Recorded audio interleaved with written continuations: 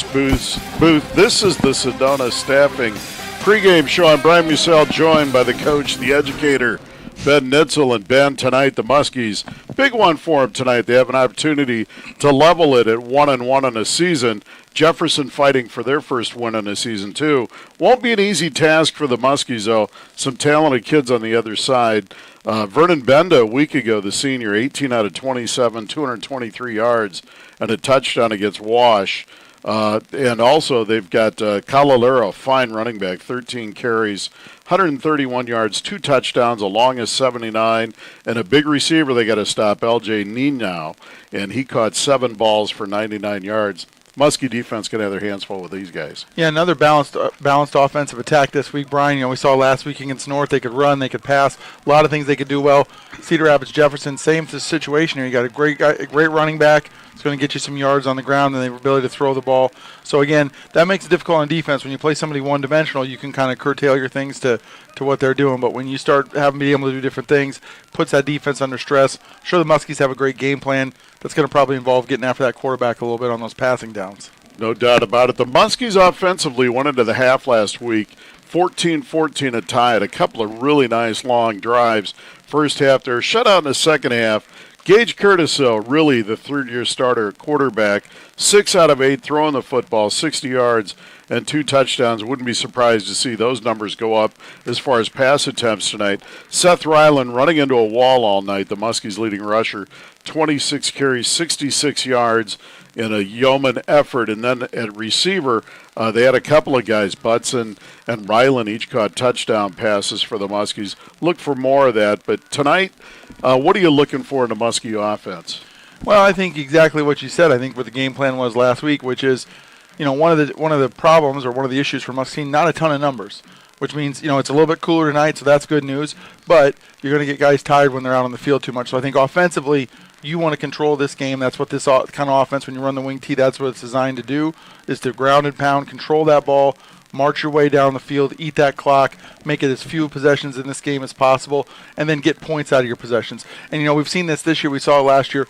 One of the most important things for this offense is always that, you say it's for a lot of offenses, but especially in a wing T, if you can get second down and medium to short. So if you can get within 6 yards, if you get 3 to 4 yards in that first down, so critical for this offense. Such good things happen when you start 2nd and 6, 2nd and 5. When we start deeper than that, it's a little bit more difficult. So I know that first down call is going to be really important for Coach to try to get the plays he wants out there, the personnel he wants out there, and get off to a good start every time the sticks move. You heard it from the coach, fans. Hey, if you're in the neighborhood, stop on out Muskie Community Stadium. Nice crowd on hand, still seats available. Get out here and support your Muskies. If not, you're listening to us, and we sure appreciate it. You can also watch us tonight on MPW Channel 5. We'll be back with the Sedona Staffing pregame show. This is Muskie Football powered by Muscatine Hy-Vee on KWPC.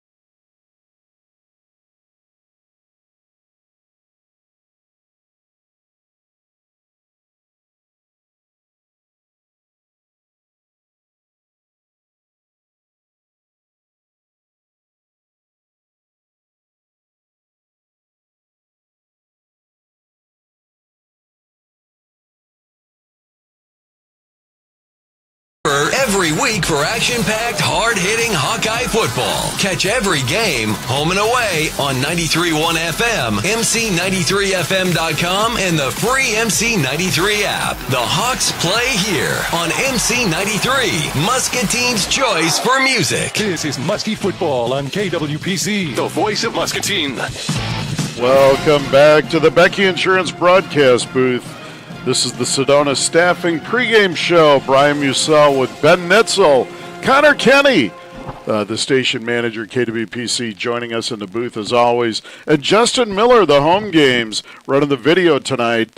Big shout out. They call him Little Johnny, the pride of Bayfield Road. So if you see Justin, give him a high five anywhere you are. Big game tonight, Ben. The Muskies come into this one 0-1, a tough loss on the road last Thursday night. Coach Truitt and his staff really went back to the drawing board, and they're really anxious to get after it tonight and see if they can't put a win up for the home fans. Talked to Coach Truitt a little bit earlier. I'll let you know what his keys to the game were. Very similar to what you said. Basically, they want to control the ball on offense. It's a very athletic Jefferson team they're playing tonight. The offense will probably show some more formations. Look for the ball to maybe be in the air a little more tonight. Obviously, a turnover, 3 turnover plus advantage is what the Muskies are looking to do tonight, and avoid 3 and outs offensively. And like you said earlier, control the clock. Yeah, I mean everybody I think wants a 3+ turnover ratio. That's from a Pee Wee football to the NFL. But I think that's coach has the right of it there, right? I mean, I think really when you've got a little bit less numbers, it's really you want to evolve your game plan around trying to control the game as much as possible. You want to dictate the game. Whichever team's dictating the game is generally going to be the team that is successful. So hopefully the Muskies get a little bit more. We had a couple near turnovers last week where it thought like maybe the ball came out after the guy hit the ground. So hopefully we can get a couple positive turnovers and could be the big difference here. And of course a lot of excitement here. Great crowd, Brian, as always. First game of the year, a little bit cooler than we used to. It feels a little bit more like late September than early September, but so exciting for these guys. I know you work so hard. You only get 9 games. You only get a few games at home, and so get here for the home opener. Such a special night here every single year for all these guys. Not a better place to be for the community, a community event like a high school football game. Get on out here. If not, watch us, listen to us. We're so excited to bring this to you. So excited. We're going to take a timeout. This is Muskie Football, powered by Muscatine Hy-Vee on KWPC. This has been the Sedona Staffing pregame show, connecting Muscatine area businesses with eager job seekers since 1986. Muskie Football is next on KWPC, the voice of Muscatine. Right now at Sedona Staffing, you can apply for over 100 jobs currently available. Jobs in West Branch, Moscow, Wilton, Muscatine, Bluegrass, and the Quad City area. Make that change. Sedona Staffing has jobs for material attendants, production operators, assemblers, HR assistants, welders, machinists, and in clerical and tool and die. Open and phone interviews available at Sedona Staffing, 1609 2nd Avenue, Muscatine, or call 563-263-5600. Sedona Staffing, starting you in your new career. The Muskies know where to find the best barbecue. That's at Skinny's Barbecue in downtown Muscatine. Brisket, pulled pork, chicken, ribs, and the rest. We know you're craving the #1 pulled pork sandwich in Iowa. Take your party to the next level with catering from Skinny's Barbecue. Order online and enter the pit at 208 West 2nd Street, downtown Muscatine. Skinny's Barbecue, award-winning Texas-style barbecue with Midwestern hospitality, a proud supporter of Muskie Athletics. Hey, Muskie, get your vehicle prepared for the colder months ahead with the trusted experts at Meineke Car Care Center in Muscatine. Don't get caught without heat in your car this winter. All cooling system flushes, they're 20% off. Buy 4 new tires, and Meineke will hook you up with a free alignment. Don't worry about paying for everything all at once. Meineke has financing available. Mason and Todd, they're waiting for you at Meineke Car Care Center, 1503 Park Avenue, Muscatine. Proud supporters of Muskie Athletics. Hey, Muskie fans, this is Connor Kenny, General Manager for KWPC, the voice of Muscatine. Since you're hearing my voice right now, that means your business still has an opportunity to sponsor Muskie Athletics. We love the Muskies, and we know you do too. To have your business support and sponsor Muskie Athletics on KWPC, give me a call at 563-263-2442 or send me an email to connor.kenny@voiceofmuscatine.com. That's Connor with an O-R and Kenny with an E-Y. Thanks for listening to KWPC KWPC, and go Muskies. Your home for Hawkeye sports is MC93. Ready for this? Join the voice of the Hawkeyes, Gary Dolphin, and Hawkeye legend Pat Angerer every week for action-packed, hard-hitting Hawkeye football. Catch every game, home and away, on 93.1 FM, MC93FM.com, and the free MC93 app. The Hawks play here on MC93, Muscatine's choice for music. Muskie football is on the air. Brought to you by Muscatine Hy-Vee, where there's a helpful smile in every aisle. And by Becky Insurance and the Retirement Resource Group, proud supporters of Muskie Athletics. Now, let's join Brian Musell and Ben Nitzel for the first half. Welcome back to Muskie football from the Becky Insurance broadcast booth.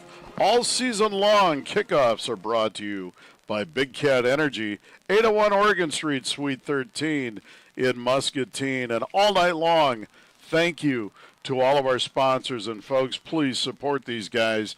They're making Muskie football on the air possible for you. And Cedar Rapids Jefferson will kick off to start this one. Yeah, that's 2 coin flip toss wins in a row for Muscatine here. Chris Nemmers will do the kicking for the Jayhawks. And the Muskies have Glenn Deep along with Hubs. Beautiful night for football. The flag is still bent. The breeze looks like it's calmed down. Jefferson in the road whites. Really sharp-looking uniform. Yeah, really nice. Sky blue numbers, we'll go with that. And there's the kick, and it's going to be taken by Glenn on his 3. He's to the 5, cuts it back to the right, 10, 15, got his team. Down the sideline, 30, 35, 40, and gets knocked out of bounds. A great return by Colin Glenn to start this one, and the Muskies are going to take over first down on their own 42-yard line, and that's the start you're looking for. Well, nothing tees up your offense, Brian, like a great opening kickoff start, and so that short field is fantastic for the Muskies. This is exactly what they wanted, and very reminiscent of last week when they marched down and got that touchdown on the opening drive as well. Glenn's an exciting junior. Called him out last week as defensive player of the game, flying all over the place. Muskies first and 10, their own 42, just underway. Ryland stands right behind Curtis, and they've got Hubs and Wade as the wings. Wade goes in motion, and there's a toss. He's going to get it over the right side, the 40, and strung out for a short gain of 2. Nice play that time. Jefferson, the tackler, number 53 on the play, strung that out very nice. Yeah, and the outside linebacker Weeks just came up and made the play. Short gain of 2, second down and 8, Muskies on their own 44. Levi Butson bringing the plays in from the sideline. Again, that's part of that controlling the clock, right? When you run those plays in from the sideline, it takes a little bit longer, milks that clock a little bit, helps you control the pace of the game. Butson wide right on second down. Ryland stands right next to Hubs. He's going to get this handoff over the right side. He's got a hole over midfield and into Jayhawk territory. A nice run, and that's a first down. Another community healthcare first down. For the Muskies, down to the 42. We're going to call that a gain of 14. Great play there. Nice job by the offensive line to seal that up. The edge was there, and he came right in through that seam, as you said. He got that community health care first down. First and 10, Muskies. On the Jefferson 42, this is exactly the start they were looking for. They came out of the gate last week against North and really ran their first drive extremely well. Two receivers to the right. Hubs to the left on first down. Curtis gets it. He gives to Ryland. This time they string him out, and he's going to lose a couple yards back to the 44. It'll be second and 12 Muskies. Yeah, that's a big defensive front there from Cedar Rapids, and so a little bit difficult to spread the receivers out. I like that formation to give them a little bit of something different to look at, but just running up the guts of those guys. Nice play by the big man up front for Cedar Rapids Jefferson. Yeah, 77 Ballard in there, 6'2", 305 at a junior. And it's the second week in a row the Muskies are facing 300-pounders in the middle of the defensive line. Second and 12 Muskies from the Jayhawk 44-yard line. Curtis under center. And this one's going to go to Ryland. They sniff it out right away. Boy, they're going to throw him for another 2-yard loss back to the 47. Yeah, it looked like a couple missed blocks there at the point of attack for the Muskies, and the Jayhawks just came streaming through. Not a lot Ryland could do there. He barely got his feet moving before he was getting contacted.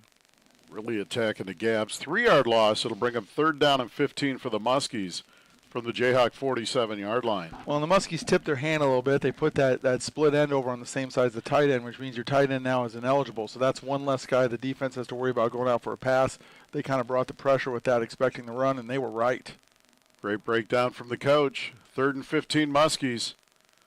Curtis under center. He's going to keep it. He rolls to his left, pressures on, looks, flips it out to Ryland. He's got the 45-40, breaks a tackle to the 35. Seth Ryland, a first down, Muskies. What an effort by Curtis and Ryland. That's another Community Healthcare first down. And what a pitch and catch there of 16 yards on 3rd and 15. Yeah, the unconventional pitch and catch are a little bit of a shuttle. I think John Each is smiling somewhere there, but a little bit further than normal. But great job to get that ball out there by Curtis. He was almost sacked. He was getting a lot of pressure, rolling out. You know, he's right-handed. He's rolling out to his left. That's difficult. Throws that ball out there. And then the second effort by Ryland to turn that into a first down.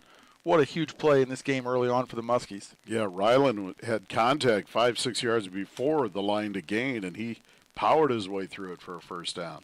1st and 10 Muskies, 31-yard line. Ryland over the right side. Bounces it out. He's strung out and down. Nowhere to go this time. No gain. It'll be 2nd and 10. Yeah, good job by the Cedar Rapids there just to kind of stand up the Muskies again, and just Ryland had nothing to work with. 8:20 and ticking. First quarter just underway at Muscatine Community Stadium. Beautiful night for football. Home opener for your Muscatine Muskies. And the host from Cedar Rapids, Jeff. And again, the Muskies continuing to alternate, bringing in different X receivers there to bring those plays in. So now it's Gabor in. Gabor to the left. Roberts at tight end. The Muskies are 3 backs behind Curtis. And this one's going to go to the deep back. Wade with some nice running room. And he's going to get down inside the 25 to the 24, a gain of 7. Good blocking up front by the Muskies. Oh, yeah, and I'll tell you what, also, number 9, Griffin Hubbs was the lead. He was kind of the second guy in that power I formation. He came up there, great, got his hands on the defender and drove him backwards. And Ryland just ran right behind him. Tremendous effort there from the Muskie blockers. 3rd down and 3, Muscatine from the Jayhawk 24. Opening drive of the night. This started on the Muskies 42 after a 39-yard kick return by Colin Glenn to open the game. Same formation for the Muskies. Power football. Curtis under center. Jefferson and the Muskies jump. Jefferson really crowding the line of scrimmage here, and we're going to get a false start on the Muskies. And that'll bring up 3rd and 8. Yeah, that's a tough one. Again, it's really difficult here for the Muskies when you get those penalties.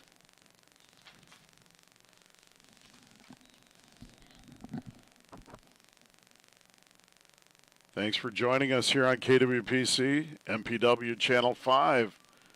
Streaming this one live. We're thrilled to have him. Tony Tone had a birthday today. Not sure how many years that is, but want to give Tony a little birthday wish there. I think it's 27. 27, he wishes.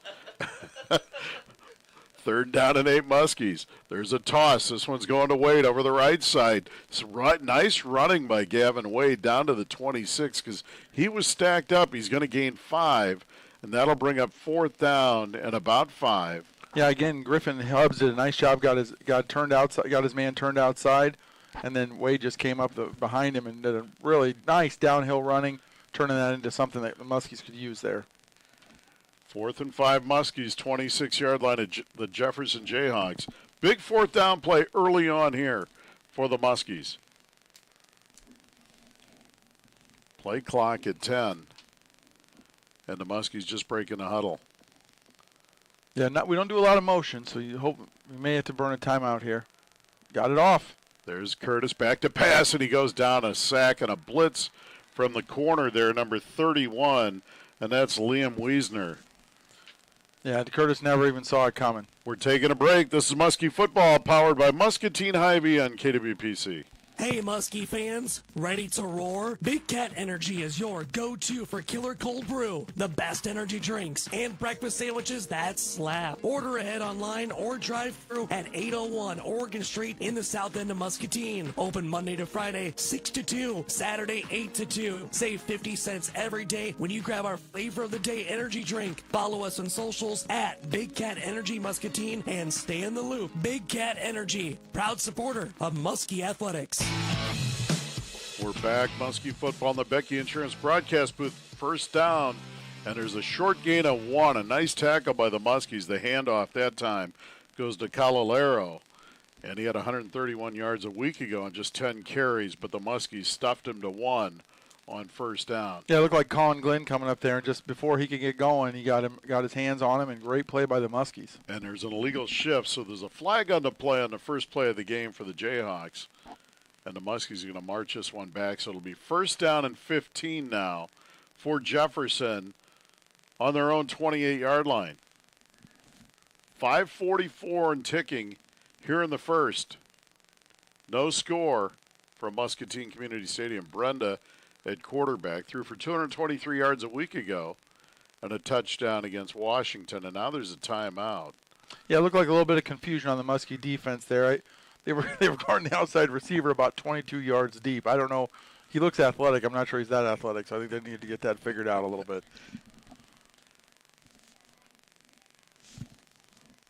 So, it's disappointing, obviously, not getting any points. But, again, sticking with the game plan there, Brian, we're able to run some clock. I want to thank some of our sponsors that you're going to hear about all these guys. Muskie Power and Water. Catch all of the home games live on MPW TV Channel 5. Skinny's Barbecue. Stop in to taste Iowa's #1 pulled pork sandwich. Vision Center PC. Only the finest care locations of Muscatine, Tipton, and Solon. And we're back. It's first and 15 Jefferson. Their own 28. Brenda in the gun. Calalero lined up right next to him. Brenda back to pass, flares it out. He's got Nino in the slot, and he's over the 30, out over the 34, near the 35. Pretty good effort there. It's 6'3", 190. This kid can play. 7 catches, 99 yards a week ago. They're going to give him a gain of about 6 on the play. It'll be 2nd and 9. Yeah, real quick rocket screen there. That side there, the left side of the Jefferson line, just did some cut blocks on our defensive lineman. Throw the ball out to the kid in space and see if he can get some yards. He did. Still got 2nd and long, though. Empty backfield this time. 3 receivers to the left, 2 to the right. Muskie's showing a little pressure. Brenda barks out the signals. And now he gets it. Back to pass, sets his feet, fires over the middle. Got a wide open man, now. Down the field, 40, 35, and brought down. And a big play for the Jayhawks. That time, a big play of 31 yards down to the Muskie 35-yard line. Yeah, Muskies did bring some pressure from the outside linebacker there, but just couldn't get home, and it becomes an easy pitch and catch. They're going to have to play Nino a little bit tighter there. He had a lot of space, just ran a real easy skinny post inside there, hit him with a lot of space, and then he did the rest. 2 receivers to the left, 2 to the right. On 1st and 10 for the Muskie 35. 4:25 and ticking, first quarter, no score. Brenda back to pass, flips it on the flat, got a man. It's complete down the sideline. And it's going to be Jermaine Robinson this time with the catch. And Robinson gets out inside the 30. They're going to spot this one on the 29, a gain of 6, 2nd and 4 Jayhawks. We're going to have to do a little bit of adjustment there. I mean, they ran some motion. They went from a balanced formation, brought it over to trips the other side. Muskies didn't move. I can't assume that that's exactly how they want to defend that, or they're going to be outnumbered on those screens. Trips right, single receiver to the left. That's Nino. Calalero stands by Brenda in the backfield. Motion man Robinson. Now Robinson gets behind. Calalero gets a handoff, cuts it up inside 20, and down near the 15, a big run of 14 yards. We'll call it 13, down to the 16. It'll be 1st and 10 Jefferson on the Muskie 16-yard line. Well, that's where they get you with that balance there. They're doing motion. They're throwing the ball out wide. You start widening out, try to take away some of those passes. And then when you got a nice running back like that, you can hand it up the guts. That's an offense that's clicking. Some athletes on this Jayhawk squad. Now Brenda goes under center on first down for the Muskie 16. Nino, tight formation to the left, Calalera on the backfield. Brenda gets a snap. He gives to Calalera. The Muskies string it out, and a nice play by Glenn, but he escapes it. But the Muskies clean it up. Gage Curtis came in to clean it up. Good defense and good pursuit by the Muskies. No gain on the play. Yeah, Dakota Noah on that play as well, Brian. Just a nice job by the Muskies. And I'll tell you, when we ran a lot of spread and pistol when I was coaching for the Muskies, and it's always difficult. It's a great offense, but, one of the things for that offense is when you get inside the red zone, when you get inside the 20, the Community Bank and Trust red zone, it becomes difficult because the plays you want to run now, it's condensed field. They're not all open. 2nd and 10 Jayhawks from the Muskie 16. Brenda gets a snap, back to pass, flares out Nino. He's got it to 15, cuts it outside. Good pursuit by the Muskies that time. Ryland in on the pursuit. Well, and Julian Karango, great job there, too, of keeping that outside pressure from the corner position and forcing it so he had nowhere to go but out of bounds. You get that squeeze from the inside and that great set of the edge from the outside, and that's how you take care of a great athlete like that and don't let him get more yards. Gain of 3, 3rd down and 7, Jefferson from the Muskie 13-yard line. Big play for the Muskie defense here. Yeah, we've got to take away those slants. Don't give them anything easy up the middle here on the passes. Brenda gets a snap, back to pass, sets his feet, fires over the middle, incomplete. Good defense by the Muskies. Ball a little high, but good coverage there for the Muskies. And that's Julian Karango again. It'll be 4th and 7, and the Jayhawks look like they're running out their field goal unit. Great defense by the Muskies. That's a big stand. Again, against this kind of offense, that's what you can do. You get inside that compressed area.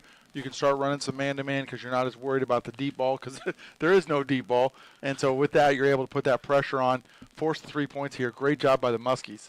Tyler Bartlett on from the right hash to attempt a 30-yard field goal. Muskie defense stiffened up there. There's the snap. Good. The kick on its way. And the kick is no good. Right. The Muskie defense holds. 2:26 to play, no score. We're taking a timeout. This is Muskie football.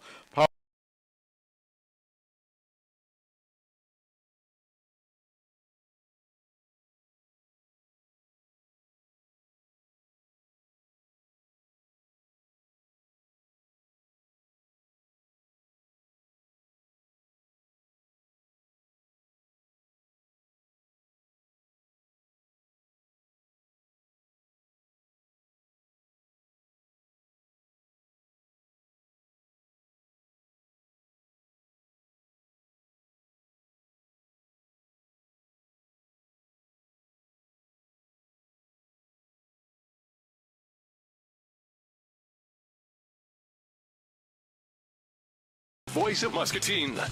Welcome back to Muskie football from the Becky Insurance broadcast booth.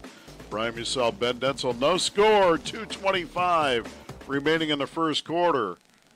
And now we got a flag, and it's going to be an offsides on the Jayhawks. The Muskie defense stiffened up, and the Jayhawks missed a 30-yard field goal attempt. Muskie's opening drive, they got down inside the 25 and were derailed on consecutive plays. So it's been a defensive battle, actually, early on. 1st and 5 now, Muskies from their own 25. Little shift there. They shifted all their guys. Jefferson was not ready for it, and that caused the offside there. A lot of different formations. Coach told us that in the pregame show. Curtis under center. Going to give to Ryland. Ryland dances inside. Good, tough run. Not a lot there, but Seth's going to gain about 4, and that'll bring up 2nd and 1. Well, really nice job there by Eagle and Hook there at the point of attack to kind of seal that off and allow Ryland to get in there, and then he kind of did the rest with a little jump cut there at the end and making a very manageable. Again, this is dream scenario for this offense on 2nd down. They actually spotted the 28. It'll be 2nd down and 2 for the Muskies.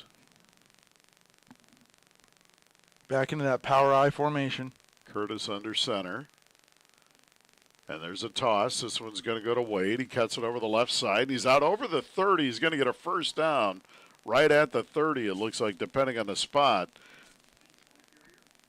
And it looks like they're going to measure this. And it is a first down. That's another community healthcare first down for the Muskies. Minute and a half to play, first quarter, no score. Thank you for listening to Muskie Football on KWPC. It's great to be back on the radio. Muscatine loves it and deserves it, and we're thrilled to bring it to you. Butson split wide right. Hubbs wing right, and Glenn in the field now, wing left, and he goes in motion. And he's going to get the toss. Colin Glenn over the right side. He's at the 30, 35, 40, 45, and out near midfield. A great run by Colin Glenn. And, Ben, that's just speed right there. Absolutely, and Griffin Hubbs, number 9, did a really nice job at the point of attack of sealing in the outside edge, the guy who was supposed to be responsible for outside contain for the Jayhawks. And then that speed after that, as you said, just did the rest from Glenn. 18-yard gain, and that's another community healthcare first down for the Muskies. First and 10 on their own 48-yard line.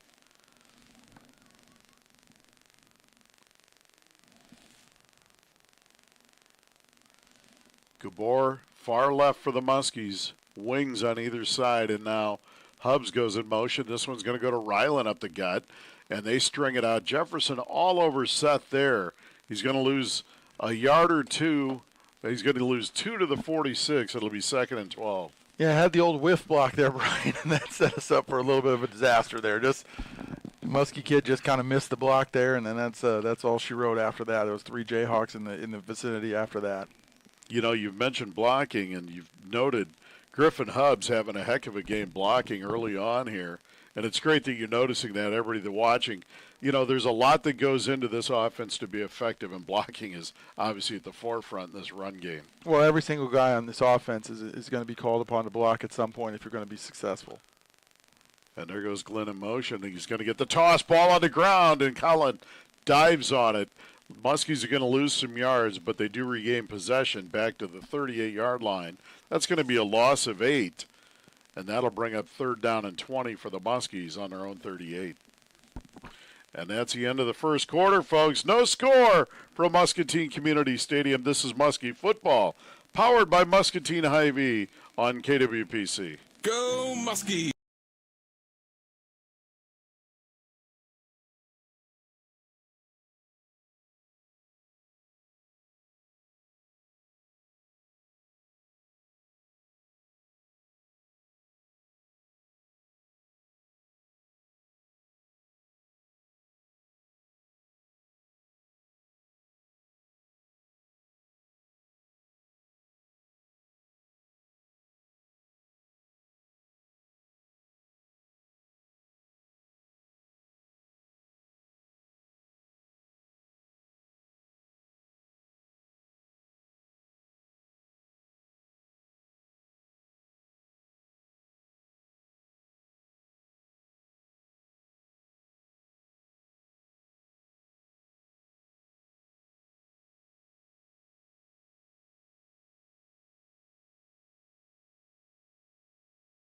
On KWPC, The voice of Muscatine.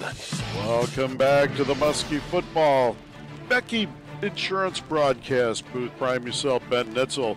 This season, every first down the Muskies get this season is brought to you by Community Healthcare. Every age, every income, everyone. 3rd down and 20 Muskies, and they jump, so that's going to make it 3rd and 25. Well, we had a long way to go if they want to get a little start headed down the road there, I think. See if we get dialed up here. Not a lot of plays in the wing T playbook for 3rd and 30. Got a correction here. Over the break, Tony Tone clarified he's not 27. He appreciates that, but he is 42. I hope I can say that over the air. Happy birthday. 3rd and 25, Muskies. Curtis back to pass. He's going to set up the screen to Ryland. He gets a ball on the ground. Is it incomplete or a fumble? And I think they're going to call this a fumble. And they are, and it's a big turnover, and the Muskies didn't want that. Turnover Muscatine, and Jeff will take over. 1st and 10 on the Muskie 29-yard line. Well, admittedly, Brian, I'm a huge homer up here, but it certainly felt like he was kind of didn't really have possession, was bobbling that ball. But that's a tough one for the Muskies there. Try to run the screen. Great job by the Jefferson defensive coordinator to sniff that out. Their kids were standing like concrete statues. They're not going anywhere, expecting the screen, and it was just nothing that the Muskies could do at that point.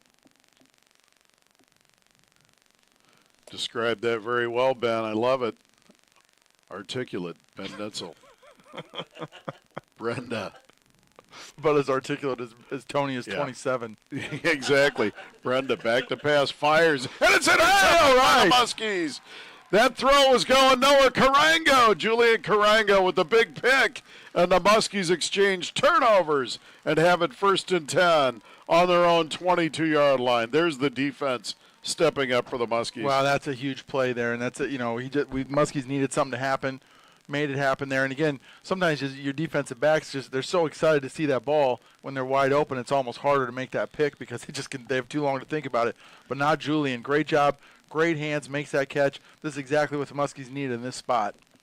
Brenda did throw a couple of picks a week ago, so this is his 3rd on the season. Muscatine, let's see if they can capitalize. 1st and 10 on their own 22.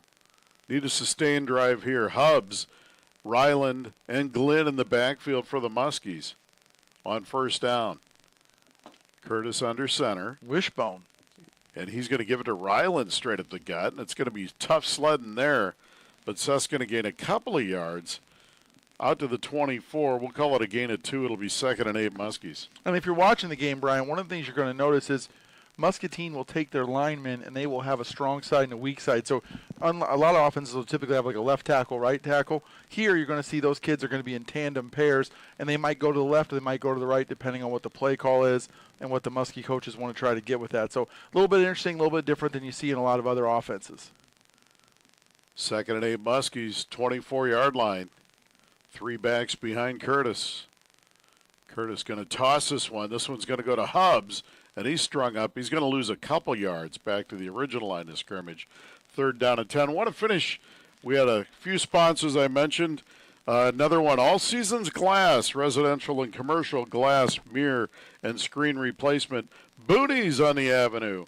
All-Star Menu, Atmosphere, and Staff. Meineke Car Care Center. Thank you. They're new to us, and we're thrilled you're here. Stop in to see Mason and Todd for your car care needs. Thank you for sponsoring Muskie Sports on KWPC. 3rd down and 10 Muskies from their own 22-yard line.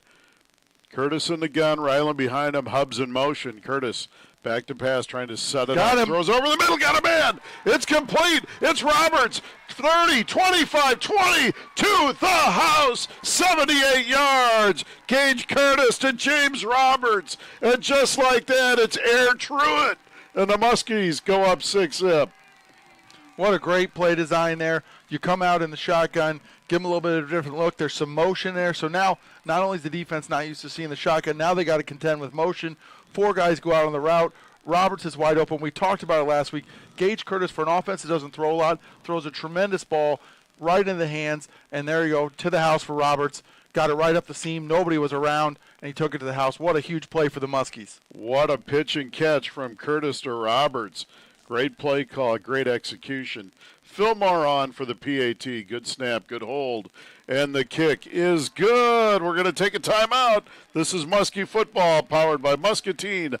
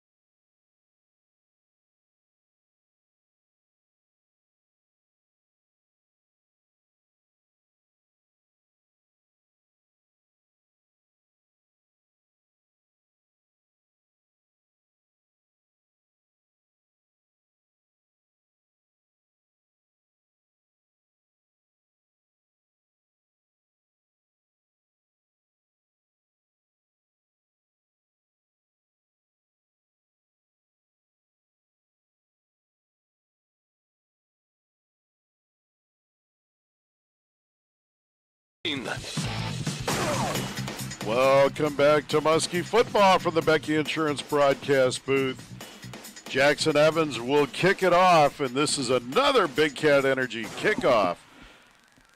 Boy, just like that, the Muskies on 3rd down and 10, a 78-yard pitch and catch. Gage Curtis to James Robertson. There's the kickoff. It's going to be taken at the 5-yard line, and this is Raynard. He's at the 20, 25, cuts at the outside and brought down just shy of the 30. We'll call it the 29-yard line, 1st and 10, where the Jayhawks will take over. 10:05 to play in the first half, and the Muskies lead Jefferson 7-zip. Julian Carango with a big interception for the Muskies on 1st down when the Jayhawks had just recovered a fumble. A lot going on, a lot of action for a 7-0 score. Absolutely. Nice little open field tackle there, too, by sophomore Emmanuel Gain. What a great play by him there to shut that down and curtail a little bit of the yardage that looked like Jefferson might get on the kickoff. Brian Musell, Ben Nitzel, Connor Kenny, high above Muscatine Community Stadium. 3 receivers tight right for the Jayhawks on 1st down. Brenda claps his hands, gives to Calero. Over the right side, 30, 35. He's got some room, 40, and he tried to cut back. He may have lost the 1st down. But nonetheless, a gain of about 10. We'll see where they spot this. Yeah, he had 12 and then stepped back to 9, it looks like. But I do believe they're going to give him the 1st down. 1st and 10, Jayhawks. Right at just over the 39-yard line. Well, and again, they got trip receivers over there in a tight bunch, and so a lot of times that's going to confuse the defense because you're trying to watch those guys go out into coverage, and so you don't get quite as solid of an edge. Jefferson takes advantage of that, runs off that edge, gets the 10-yard gain. Tight formation. 2 receivers on each side. Calero standing by Brenda in the backfield. 1st down, Jayhawks. Muskies lead 7-zip. Trying to get him on 2. And there's the motion man. Robinson gets a handoff. He cuts at the edge. Muskies string it out. Short gain. Curtis bumps him out of bounds at about the 44-yard line. We're going to call it a gain of 5, 2nd and 5. A little bit of pushing and shoving after that. That's football, Ben. Well, it happens. I mean, we're not paying tiddlywinks out there, Brian. If you just joined us, too, folks, the sophomores lost their first game, 18-6 to the Jayhawks. But I will say this, big improvement from the sophomore squad or JV squad as it is now from a week ago. So you saw a big improvement in the program there. Muskies lead this one. 7-zip, approaching 9 minutes to play in the half. 3 receivers to the right for the Jayhawks. Nina to the left. Brenda, play action, steps back, going to take a shot. Nina down the field, and it's incomplete at the 20-yard line on a late flag. That's terrible. They're going to call pass interference on the Muskies on Rylan Gabor. And, boy, you're right, Ben. I thought he had pretty good coverage. Yeah, I didn't. Really little to no contact. He's face guarding him a little bit, but that's not a high school rule. So I don't know. I mean, that's the Muskie sideline is incensed, and I don't blame him. I thought that was not a great call. Yep. So going to get the walk-off here in high school football. 15-yard penalty for PI. Yeah, we always told the kids if a guy is going to leave you in the dust, you just drag him down. You take the 50 because otherwise the only thing stopping him is the end zone. So you don't get, whereas in the end, it's not that spot foul. So that march off will give the Jayhawks a 1st and 10 on the Muskie 41-yard line. 3 receivers to the right. Looks like they're offsides, and now they're not. And 2 receivers to the left. Empty backfield for Brenda. See if they try some kind of draw here if they go to throw the ball. Back to pass. Blitz is on. Brenda rolls to his right, looks, fires. Mistake. And it's complete. What a throw to the edge, and it's caught. Robinson with a great catch. Out of bounds. Boy, the Muskies had him strung out. Brenda made a heck of a throw running to his right, and a great catch by Robinson. He really did. That looked like desperation. You thought, well, maybe this is going to get us into the plus category in the turnovers, but, man, that was right where it needed to be. As you said, great catch right on the sideline, and what could have been a real disaster turns into a big play for Jefferson. 11-yard gain, but about a 25-yard throw. And 1st and 10, Jayhawks on the Muskie 30. Calero stands next to Brenda in the backfield this time with 4 receivers. And he's going to get the handoff. He's at the 30. Goes the outside, cuts back in the 25 down to the 22, where the Muskies get him on the turf. And that's Carango in on the stop again. It's going to be a gain of, call it 8, 2nd down and 2 Jefferson. Well, and again, what's good about this offense, when you're in the middle of the field and you can run and pass, you're going to spread teams out, and then you're going to be able to hit them with some of those run plays. Now as we start compressing, getting closer to that red zone, their options are going to become more limited as the Muskies can play a little bit tighter. Although at this point, I think you almost just got a double, number one, because it feels like that's the only guy he's looking at. And maybe understandably so. It looks like the Muskies are doubling him over here onto the weak side. Yes, they are. 3 receivers to the right, Nina to the left. Brenda back to pass, sets his feet, going to take a shot down. He's got Robinson in the corner, and I think he catches it for the touchdown. What a nice pitch and catch. 22 yards on the play for Jefferson from Vernon Benda to his wide receiver, Jermaine Robinson. Yeah, just throws it over the defensive back shoulder. As you said, great throw, even better catch into the end zone.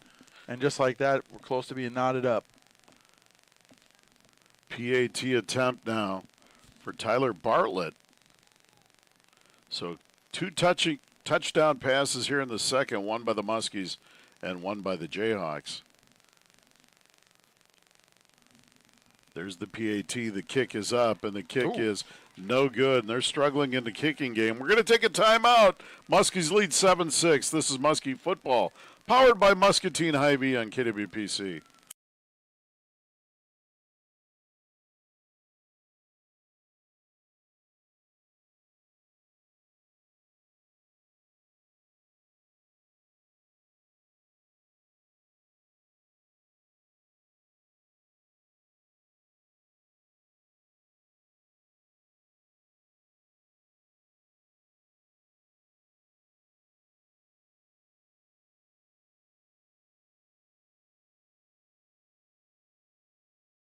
The voice of Muscatine. Welcome back to Muskie Football from the Becky Insurance broadcast booth. All season long, when the Muskies get inside their opponent's 20-yard line, they're in the Community Bank and Trust red zone. Community Bank and Trust member FDIC. Jefferson on the drive. They go 78 yards, and they cap it off with a touchdown pass from Benda to Robinson. PAT no good. Muskies lead 7-6, 8:05 to play here in the first half. Another Big Cat Energy kickoff coming up. And there's the approach and the boot. And it's going to be taken by the Muskies. Glenn at the 10. He's at the 15-20. Hits a seam. 35, 45. Out near midfield. And Colin Glenn all the way to the Jim Miller 52-yard line on that return, Brian. That's unbelievable. That's on their side of the field. And he crosses midfield, and we're going to call it the 47. We will. Others may not. But it's first down. Muskies on the Jayhawk 47-yard line. What a return. Colin Glenn caught that one about the 10-yard line, and he hit the gas, and we'll call that a 43-yard return. That's his second big return of the night. Oh, great north-south run and not wasting any time going left or right, just right up that seam, as you said, and great starting spot for the Muskies. 7:57 to play in the half. Muskies lead 7-6. Curtis under center. Play action, rolls to his right. Gage throws downfield, got a man wide open. It's caught by Roberts. 30, 25, 20, 15, and inside the 15, and down to the 11. And just like that, that's another Community Healthcare first down on a pitch and catch, 36 yards from Curtis to Roberts. The Muskies have now entered the Community Bank and Trust red zone, 1st and 10 Muscatine. Brian, Jefferson 11. Is this Mike Truitt or Mike Leach? What are we watching out here?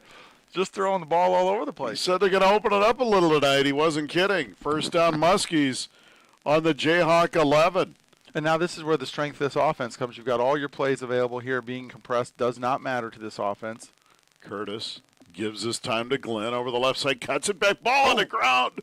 And the Muskies fumble it away. And Jefferson comes out of there with it at the 13-yard line. And that's the second fumble lost by the Muskies, and turnovers are always a big part of the game. Running hard. I'm not sure if the exchange was completely clean. But nonetheless, the Jayhawks take over first down on their own 13. Yeah, and number 6, Tyree Turner, scooped that ball up for the Jayhawks, and what a big turnover for them. What a momentum shift after what was just a great kickoff return and such a fantastic start to the drive there for the Muskies. Hopefully the defense can lock them down, and let's get a little turnaround like we did last time. Turnover matched with turnover. I know Coach Truitt would take that right now. Absolutely. Boy, James Roberts having himself a night. 78-yard touchdown pass, reception, and a 36-yarder. Here he's got over 100 yards receiving on 2 catches. There's Benda in the backfield with Calalero. Now we've got a whistle.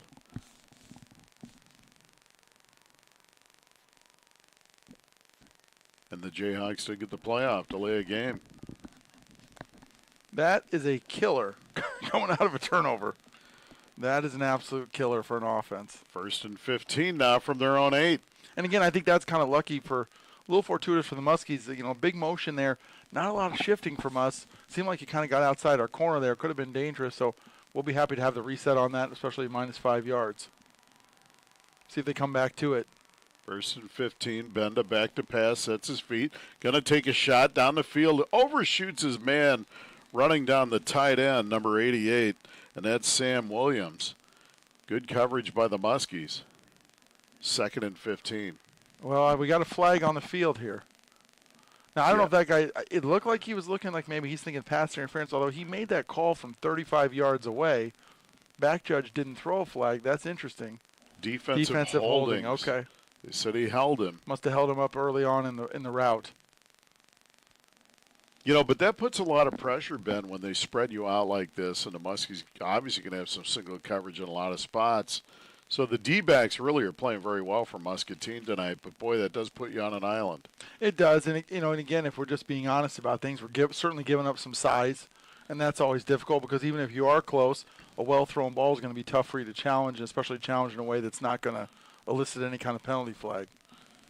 3 receivers to the right. It's a 10-yard penalty, so it's first and 5 now from the 18. Ooh, high snap. Benda back to pass, sets, fires, got a man wide open at the 30, and that's Nino, and he's out over the 35 to the 37. So that's going to be a gain of 19 first down for the Jayhawks at their own 37-yard line. Well, and just a lot of space there for Benda's favorite receivers. That's an easy decision tree for him. That guy's wide open. I'm throwing him the ball. They really pitch it all over the place. And they throw deep. These aren't little dinks. They chuck it. No, for sure. Well, even a couple times they've had an opportunity to run a little bit of a jet sweep or jet screen outside, and they just ignore that to go for the deep ball. So they like slinging it. Al Davis. For you guys that are old like me, now they line up. Benda. He's going to give this one to Calalero. He's looking for a room. He gets to the outside 40. 45, Muskies run him out. Gage Curtis corrals him finally at midfield, but a nice run, a gain of about 13. And it'll be first and 10. They're going to actually give him 14 down to the Muskie 49-yard line. First and 10, Jefferson. Well, nice effort, too, out of your quarterback there. I mean, he gets palmed off initially with the nice little stiff arm, stays with it, ends up making the tackle. Good hard-nosed play from the defense. Unfortunately, a little bit deeper in the backfield, in the front field than we'd like, but still, way to stay with it. Calalero, good-looking back. Nina, wide right on first and 10. In Muskie territory. Little tight end trade. They look like they're both on the line still. Benda is going to toss to Calalero. Stutter steps to the right, midfield, cuts it back, 45, 40, 35, 30, look out, 25, 20. Ryland gets him to the ground inside the 15 to the 12, and that's a gain of 37. And this kid had a 79-yard touchdown run a week ago. Weeza Calalero, and boy, he's putting on a show here. Well, you can see why. Difficult one there from the Muskies. Just the outside contained, over-penetrated. And sometimes when you get too deep upfield, the kid can cut inside you and then cut back outside, and it's almost like you didn't do your job. And now Julian Carango on the field. We've got an injured player for the Muskies. Had a big night, big interception. I want to thank some of our great sponsors, folks, all season long, and stay tuned at the half for CBI Bank and Trust halftime show. Muscatine Power and Water. Catch all of the home games live on MPW TV Channel 5. Skinny's Barbecue. Stop in to taste Iowa's #1 pulled pork Sandwich and say hi to Cord Gleist. Vision Center PC, only the finest care locations at Muscatine. Tipton and Solon, all seasons glass, residential and commercial, glass mirror and screen replacement. Boonies on the Avenue, Mike and Teresa Kleist, great people. All-star menu, atmosphere and staff. Meineke Car Care Center. Stop in to see Mason and Todd for your car care needs. Thank you, sponsors, for bringing Muskie football to everyone on KWPC Radio. Well, and supporting them helps bring this broadcast to the people. But also, these are all just great local businesses, Brian. People that are in the community. You spend money with them; they spend their money in the community. That's a win-win for everybody. Iowa State tomorrow, Ben. Who do you like? Well, I don't follow college. I suppose I'm a little bit of a homer for the Hawkeyes, but I know the Cyclones supposed to be good. I'll be down for 17 soccer games at the soccer complex, so my Saturday's a little shot. Then you are Father of the Year. First and 10, Jefferson. Maybe for the Muskie 12. Jabroni of the Year, perhaps. What a sucker. Benda under center. I formation, back to pass. Benda going to take a shot in the end zone up, and it's caught. And it's complete knee now, touchdown. Pitch and catch, 6'3", 190, and he went up and got that one. And Jefferson goes on top of the Muskies. 5:59 to play in the first half, and it's 12-7. Yeah, I mean, great throw, great catch. I thought maybe a little bit of handsy. I mean, you're already 6 inches tall. I don't know if you need to get handsy too. Again, maybe a homer call here from the home of announce crew, but just tough play for the defender there. Really though, ball thrown up high. That's what when you got those tall receivers, that's what you want to do. Get it up there, let their height play out. And here we go, 2-point attempt to try to pick this thing at 14. They've missed a 30-yard field goal and a PAT. They're going for 2 here, which is the play up 12-7. Benda and Cavallaro on the backfield. Benda back to pass. Sets, fires over the middle, got a man, and he's got his 2-point conversion. And that's going to be number 4, Lucas Raynard. And just like that, Jeff goes on top. 5:59 to play in the first half. They lead the Muskies 14-7. This is Muskie football, powered by Muscatine Hy-Vee on KWPC. For over 45 years, Muskie fans have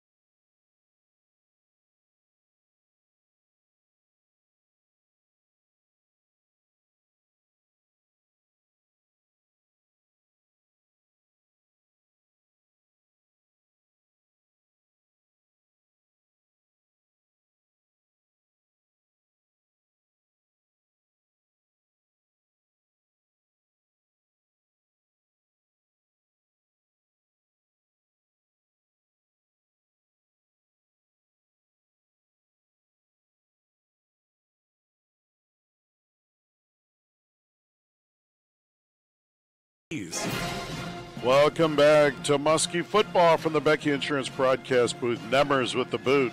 And Glenn's going to take this one at his 5. He's to the 10, 15, 20. Colin up the sideline, 30. And out near the 35. An excellent return of 30 for Colin Glenn. And that's another Big Cat Energy kickoff. Thanks to Dwayne Big Cat Williams for his sponsorship all season long on KWPC. Well, a little shutout for Big Cat, too. He closes at 2 o'clock. I need a little energy here late at night with all these kids I got at home. Get a Big Cat Pop Top. It's like they seal it up for you. It's got the carbonation. I can open up anytime. I'm having one right now, Brian. Be perfect, yes. Big Cat should make a little, stop in and say hi in the booth.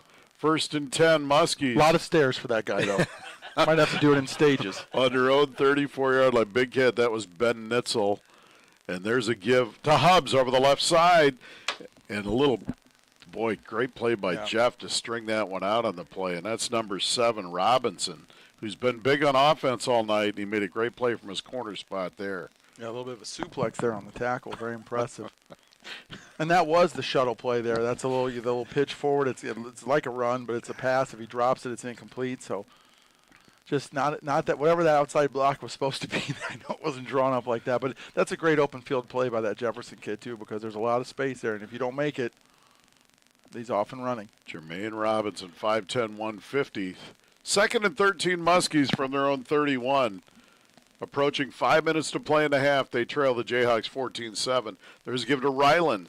Seth bounces outside, now back in, and he's out near the 39. A nice run on second down of 8. And that'll bring up 3rd and 5. Very manageable. Well, we've had such great success in both games with that real quick hitter right off the tackle there, kind of an inside, not to all the way to the D gap, more of a C gap run. Get that lead blocker up there, seal that, and Ryland does the rest. And what a big pickup here to make this a very manageable third down, as you said.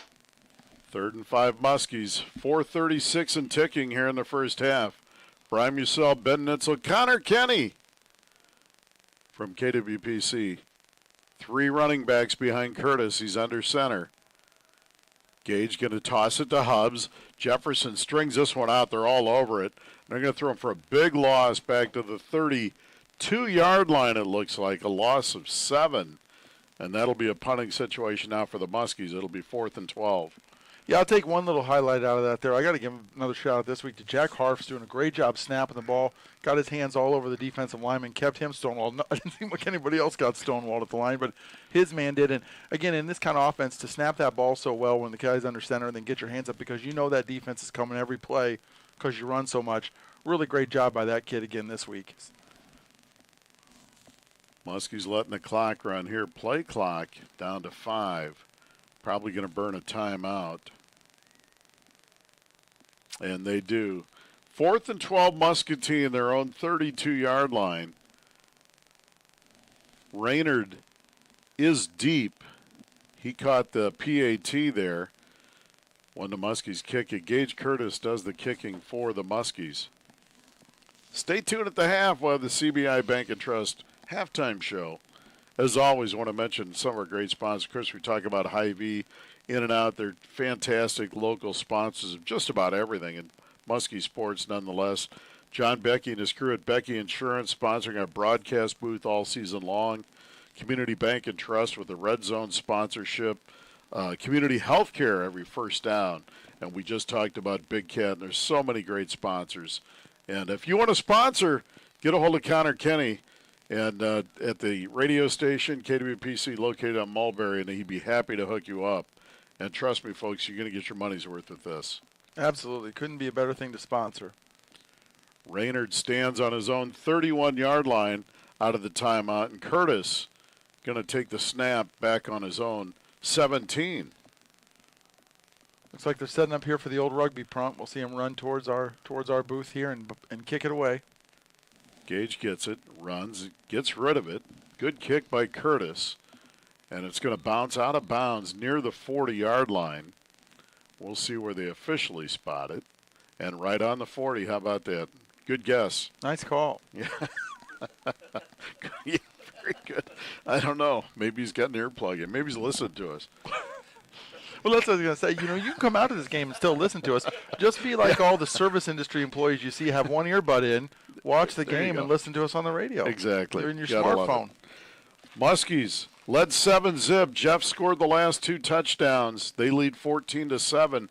Big opportunity for the Muskie defense to hold them at bay here, as it's 1st and 10 Jayhawks, their own 40, with 3:32 to play in the half. Yeah, and I expect them to air it out here. They've had a lot of success. A little confusion on the Muskie sides here. 3 receivers to the left. Raynard wide right, and Benda now fakes the handoff. Now he fires, got a man, Raynard this time. He's at midfield, and he's out of bounds. Good open field tackle by Carango. It's nice to see him back on the field. But it's going to be a first down Jayhawks on the Muskie 48-yard line. Yeah, they run a couple guys on just kind of the sliding to the outside there, and he is not even taking a look one way or the other. Just looking downfield. And why wouldn't you? Having a lot of success here. Muskie's going to have to figure out a way to tighten that up a little bit. Do not want to give up the touchdown here. 1st and 10 Jefferson, Muskie 48. Same formation. Calalero to the right of Benda. And now there's the motion man. Nenau's going to get it this time on the handoff. He's at the 45. Good open field tackle that time by the Muskies.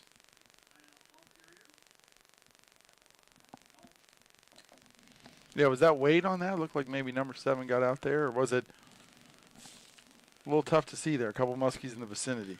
I think it was Alex Hauk, 72. Tracked him down, took him to the turf, a gain of 6. It'll be 2nd and 4 for the Jayhawks on the Muskie 42-yard line.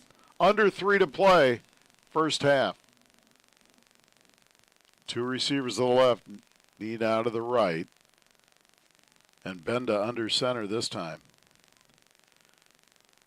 He's going to give to Collier over the right side, 40. Got a first down, 35. Look out, 30. Dances outside. Could be a hold there. He's 25. Collier a good back down to the 20. I thought maybe they're going to get a hold. Looked like Carango was tied up, but no flag, and it's going to be a big run down to the 20-yard line. Yeah, Colin Glenn finally shut him down at the 20. 22-yard run. Well, first down Jayhawks. Yeah, it's a little bit of a catch-22. Our defensive linemen are over-penetrating a little bit, which is opening up some of those gaps. But it's hard because they're passing so much that the coaches are telling them, hey, on those passes, we've got to get penetration. We've got to put them under some pressure, or we're leaving our defensive backs out to dry. Yep. But you get in that pattern, and then all of a sudden they run the ball. And it's just tough sledding right now for the Muskie defense. 2 receivers right. Robinson single up to the left. Benda gets this one. Colorado takes it, dances the outside. Good open field tackle. And down on the turf, and that's Colin Glenn with a good tackle. No gain. It'll be 2nd and 10 for the Muskie 20. And that was the difference there. That play, the defensive linemen all stayed right in that 1-yard gap right by the ball. That made a lot less options for the running back. And as you said, Glenn came up, made a great tackle for no gain. No gain on the play. $1:40 to play, first half. Jefferson leads the Muskies 14-7. 2 timeouts for both teams. Benda in the gun. Gets a snap. Gives this one Cavalero again. Muskie string it out, but he's inside the 20. Dances through the 15 and down to the 12. Boy, good effort, good strong run. Going to gain 8, and it's going to bring up 3rd and 2 from the Muskie 12. Yeah, tough one here. You're going to feel like you got to defend the run. I think they're going to throw the ball here, to be honest with you. But what do? It's a lot of options for them. Clock is ticking. They've still got 2 timeouts, plenty of time to do whatever they want to do. Muskie's making some late changes. Got to get off the field. Nope. Late changes, 2 receivers to the right. Muskies get set. Clock at 45 and ticking. Benda gets a snap, flares it out. He's got a man that looks like Raynard. He's at the 10. He's going to get a first down. It's going to be 1st and goal at the 8. Jefferson looks like they'll probably burn a timeout here, and they do. 36 seconds to play. In the first half, Jeff leads 14-7, and it's 1st and goal on the Muskie 8. Yeah, a real interesting situation here now. They've got the first down. They've got 1. Now, it showed, did we take the timeout? Surely not.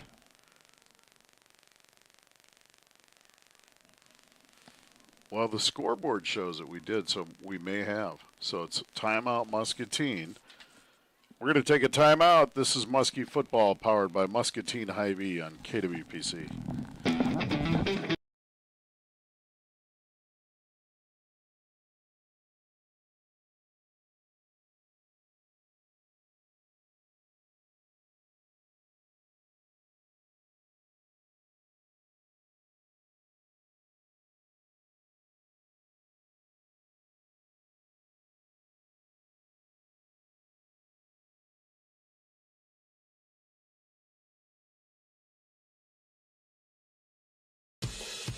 Welcome back to the Muskie football game here high atop Muskie Community Stadium from the Becky Insurance broadcast booth. Brian Musell, Ben Nitzel. 1st and goal, Jefferson from the Muskie 8-yard line. 36 seconds to go here in the first half. 3 receivers to the left. Benda under center and Cavalero standing behind him. Robinson in motion. And there's going to be a handoff. Cavalero over the left side. Cuts it inside the 5 down to near the 2 where he's brought down. A gain of 6. It'll be 2nd and goal. And there's a timeout this time by Cedar Rapids Jefferson. We're going to leave it here. Yeah, and as you said, I think that, you made a great point at the break there that it looked like maybe Muscatine took that timeout to just kind of rest their guys up and try to make a good stand here. What that means, though, for Jefferson is they've still got 1 timeout in hand. So everything's on the table. They can run, they can pass, then run. They're going to get their full 3. They've got Second down, they got 3 additional plays. I assume they're not going to try to kick a field goal. This feels like 4-down territory based on what we've seen so far. So they'll be able to pretty much run whatever they want still with those remaining 3 plays. Boy, back-to-back weeks at North, and then tonight the Muskies have faced opponents really having a hard time with their kicking game. Yeah, I mean, I'm excited for the soccer season. It feels like we might have some success this year. Well, you'll see it all weekend, Ben. Oh, I'll see it all weekend. I'll be up-and-comers. Just stop me and ask, wait, what's the status of the 8 through 14-year-old girls soccer program in Muscatine? I'll have a lot of answers for you. Answers I wish I didn't have. Twins right, twins left. Second and goal, Jayhawks on the Muskie 2. Oh, here we go. And Tush now they push. tighten it up. Bend under center, and you're right, it is. But the Muskies standing up at the line of scrimmage. Nowhere to go. Houck in there, and along with, it looks like Wade and some others, the Muskies, really tough interior defense. And it's going to be 3rd down and goal. Little extracurriculars here. Muscatine's to settle down. Don't get a silly penalty. And now the official is, there was a timeout that time by Jeff. 22 seconds to play. And the scoreboard's still showing 2, but I've got to believe they're at 0. They are now. They just took their last there we go. timeout Okay. with 22 seconds. So that failed. The Muskies really stood them up. They're going to gain a yard. It'll be 3rd down and goal from the Muskie 1. What do you do here, Ben? Well, if I'm Jefferson, I think that I would bet dollars to donuts they're going to throw the ball here. I think guys like to fall back to what they're comfortable with. I think they're nervous. I think they got options to run the ball in here, but with no timeouts, you're going to want 2 plays. They're throwing the ball well. Run a little bit of scramble where you got guys going inside, outside. We've had trouble stopping those slants and those posts. Obviously, it's not going to be a very deep post. It's going to be more like a slant, but I think you get guys out in motion and just crisscross them. Your quarterback's throwing the ball well. Your receivers are catching well. To me, this is almost a guaranteed little pass here, despite the fact that they're so close to the end zone. Verdinez and Houck really stiffened up in the middle of the Muskie defense that time on the goal line stand. I think they might shift out of this. We'll see. I could be wrong. 3rd down, goal from the 1. Benda under center. 2 tight ends. And now we've got a whistle.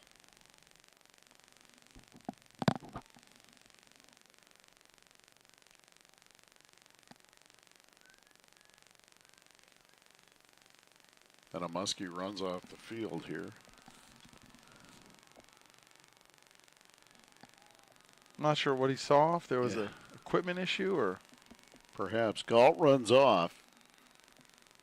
And Caden Keys runs in, and now we've got another whistle and a timeout Muscatine. So they burn their final timeout. I like this call here. I like this timeout. Clock's already stopped. Get the defense you want. Talk about things. It's hard because you're going to have to respect the run, and obviously there's a good chance they can run the ball here, but... Beautiful night for football, folks. Great turnout for Muscatine fans. A nice community event as always.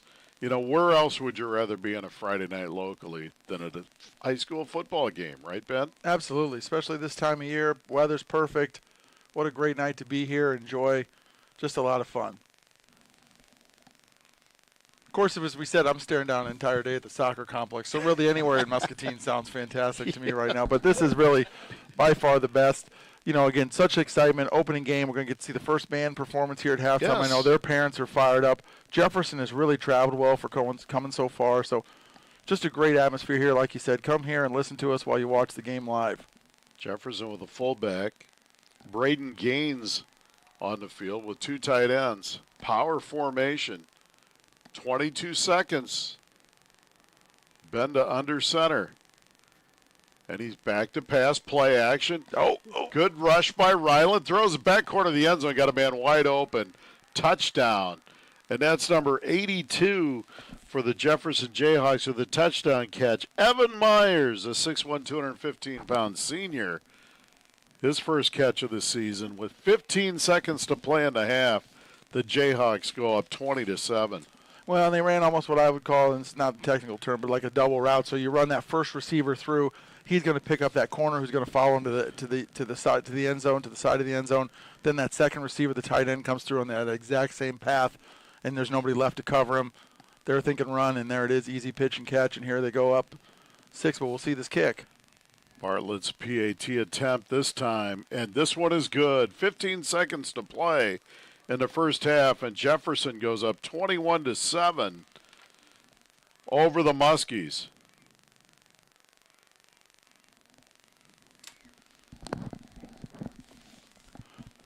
We're going to leave it right here.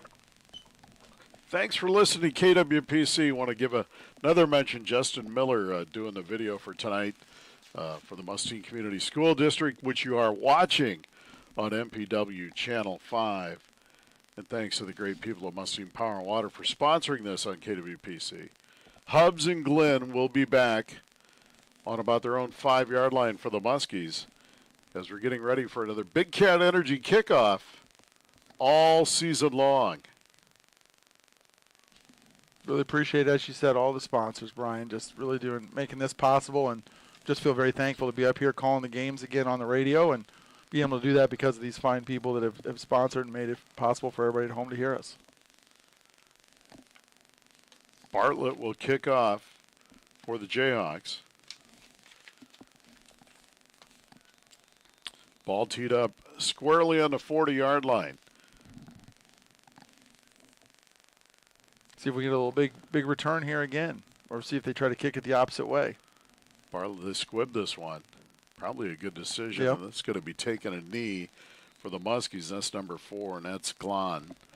So the Muskies will take over 1st and 10 with 10 seconds to go on their own 22-yard line. This feels like it's probably a bit of a formality. You would expect either take a knee or just run a little something up the guts and head into the locker room and figure out what we can do in the second half.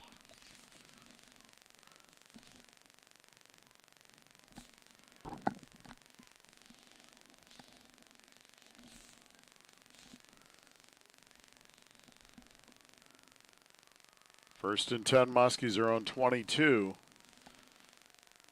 And they go. Okay, shotgun. Shotgun. Spread formation. 4 wide, and Ryland stands behind Curtis in the backfield. Curves Gage back to pass, flares it out, incomplete. Shooting it for Glenn, a little mix-up there. I think Gage thought he was going to stop, and Curtis running straight, running a vertical. I like the call, though. I mean, you've got time. You got a senior quarterback. You got to trust the decision-making a little bit. Let's see if we can get something going here. Now with the 3 seconds left, we'll see if Air Truitt feels like he's going to stick with that or if he just ends up running something up the guts here and finishing out the half. Both are viable. 3 seconds to play. 2nd and 10, they're on 22. Both teams out of timeouts. And the Muskies, same formation. Could just be a handoff to Seth Ryland here. Curtis gets it, and he gives it to Ryland. He's hitting the backfield and taken to the turf. And he's going to lose a couple. And, folks, we played a half. Jefferson leads the Muskies 21-7. We'll be back with the CBI Bank and Trust halftime show. This is Muskie Football, powered by Muscatine Hy-Vee on KWPC. CBI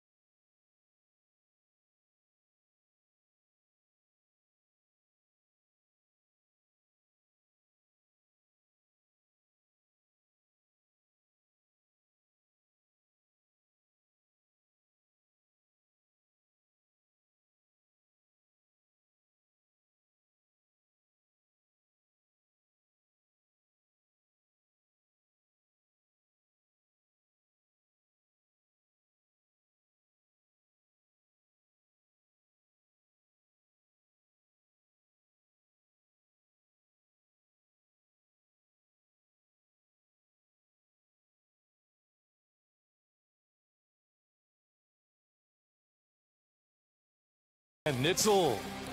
Welcome back to Muskie Football from the Becky Insurance broadcast booth. This is the CBI Bank and Trust halftime show. Brian Musell, Ben Nitzel, live from Muscatine Community Stadium. And we had a good one early and often. The Muskies and Jayhawks traded punches in the first quarter. No scoring, couple of turnovers back and forth. But the Muskies early in the second quarter, after a Julian Carango interception on their own 22-yard line, didn't take them long. And it was 3rd down and 10 after a 5-yard gain, a 5-yard loss. And Gage Curtis rolled to his right and hit James Roberts over the middle of the field, about midfield, and Roberts did the rest. He ran the rest of the way, 78 yards and a touchdown with 10-12 to play in the first half. The Muskies, with the PAT good, led 7-zip. Muskie defense played well for a while there, and then Jefferson, really, some of their athletes took over, and they went 74 yards, and the quarterback, who's played an excellent first half for them, Benda, threw a 22-yard pass to the corner of the end zone to his fine wide receiver, Jermaine Robinson. The PAT no good, and with 8:05 to play in the half, the Muskies still led 7-6. Muskies had a nice drive, got the ball down to the 13-yard line, fumbled it away, and then Jefferson took over from there, drove 87 yards, capped it off with a Benda 12-yard touchdown pass to Nenow, the big 6'3", 190-pound wide receiver. The PAT was a 2-point conversion, Benda with a pass to Raynard, and they led 14-7, 5:59 to play in the first half. And then the one that really hurt the Muskies late in the half, they took over first down on their own 42-yard line, and they drove the distance of the field and scored with 15 seconds left in the half, and that was a touchdown pass from Benda to Meyer in the back of the end zone. With each team with no timeouts remaining, the PAT was good, and that's where we sit 21-7 at the half, the Jayhawks over the Muskies. We're going to come back and talk a little bit more about the half. We'll be right back with the CBI Bank and Trust halftime show. This is Muskie Football, powered by Muscatine, Hy-Vee on KWPC. KWPC K236CF Muscatine.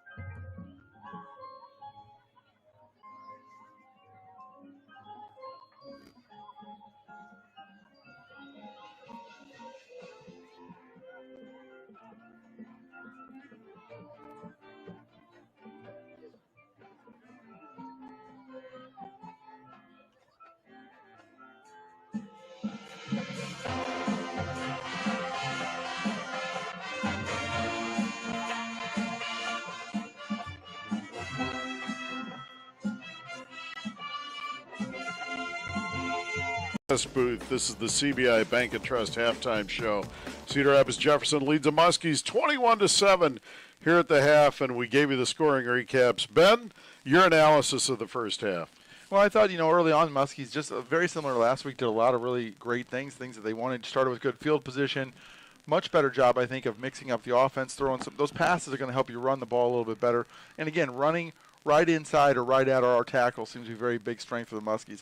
Obviously, Jefferson, very explosive. We saw that a little bit. Kind of a killer turnover there where it looked like the Muskies might get some, punch another touchdown in. That ends up going the other way for 7 points. That's a tough one for us. So I just think we're playing well. We just got to keep doing a lot of the same things. I think offensively you might have to open it up a little bit. Coach Truitt's going to understand that. And that's going to allow you to run all your different stuff. Defensively, the one thing I would say is it feels like we've got a height advantage. They've got some tremendous receivers. They're throwing a good ball. We're going to have to close some of those gaps. There's been a few big pass plays where the spacing has just been too big. I'm sure Coach Schultz is in there drawing some of that up. And I also think one thing that can be helpful for us, maybe disguise some coverages. We know the quarterback likes to take some chances. We've already seen the one pick this game. If we can disguise some coverages, make him think we're in man and drop in his zone or vice versa, or bring some safeties across into a position he's not expecting, I think there's some opportunities for some turnovers. And if you're going to make up this 14-point deficit, I think the Muskies are definitely going to have to try to get a +1, +2 turnover rate in this second half. If they can do that, they're doing things well offensively. They got kids playing well. I think this game is well within their grasp, but it's going to be important that defensively shut down those receivers a little bit and see if you can't get another INT to get this thing flipped a little bit. One other key is the Muskies will receive to start the second half. Big opportunity for that offense to get them back in this football game. Folks, we're going to take a timeout. We'll be right back with the CBI Bank and Trust halftime show. This is Muskie Football, powered by Muscatine Hy-Vee on KWPC.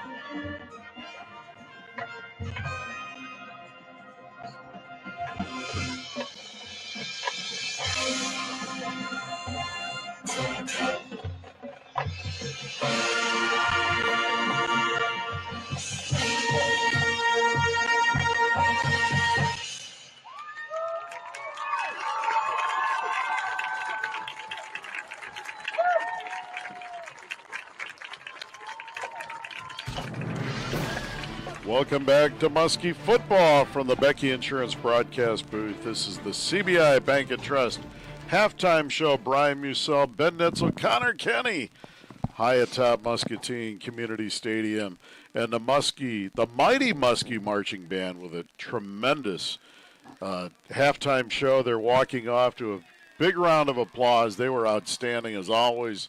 A lot of pride in this community. All throughout every sector of the high school and the school district, not just the athletics, but the band and everybody else at Palms. Boy, I mean, they got the crowd all fired up tonight, so it's been a great atmosphere for high school football. Muskies trail 21-7 at the half to Cedar Rapids Jefferson, and I know they're hoping to really get off to a good start here in the third. Yeah, absolutely. I mean, again, critical start right away. It's always critical coming out of halftime when you get a chance to make adjustments, but Muscatine's really going to want to get to a fast start here. You're down 14, get some go forward. Again, we talked about try to get those turnovers, and offensively, continue to mix it up. You're having success doing both things, balance that attack a little bit, and I think good things can happen. This is a team you can score on, and this is a team you can get some takeaways from. Let's hope that happens for us here in the second half. Absolutely. 21-7, Jeff at the half. We're going to take one more timeout, and we'll be back with a third quarter kickoff. This is Muskie Football, powered by Muscatine Hy-Vee on KWPC.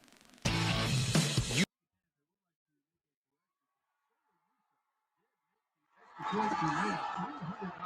He was unsuccessful on a 35-yard field goal. If he would have made that, he would have won the Hummer combine worth $5,000. Congratulations to Sawyer for winning $300.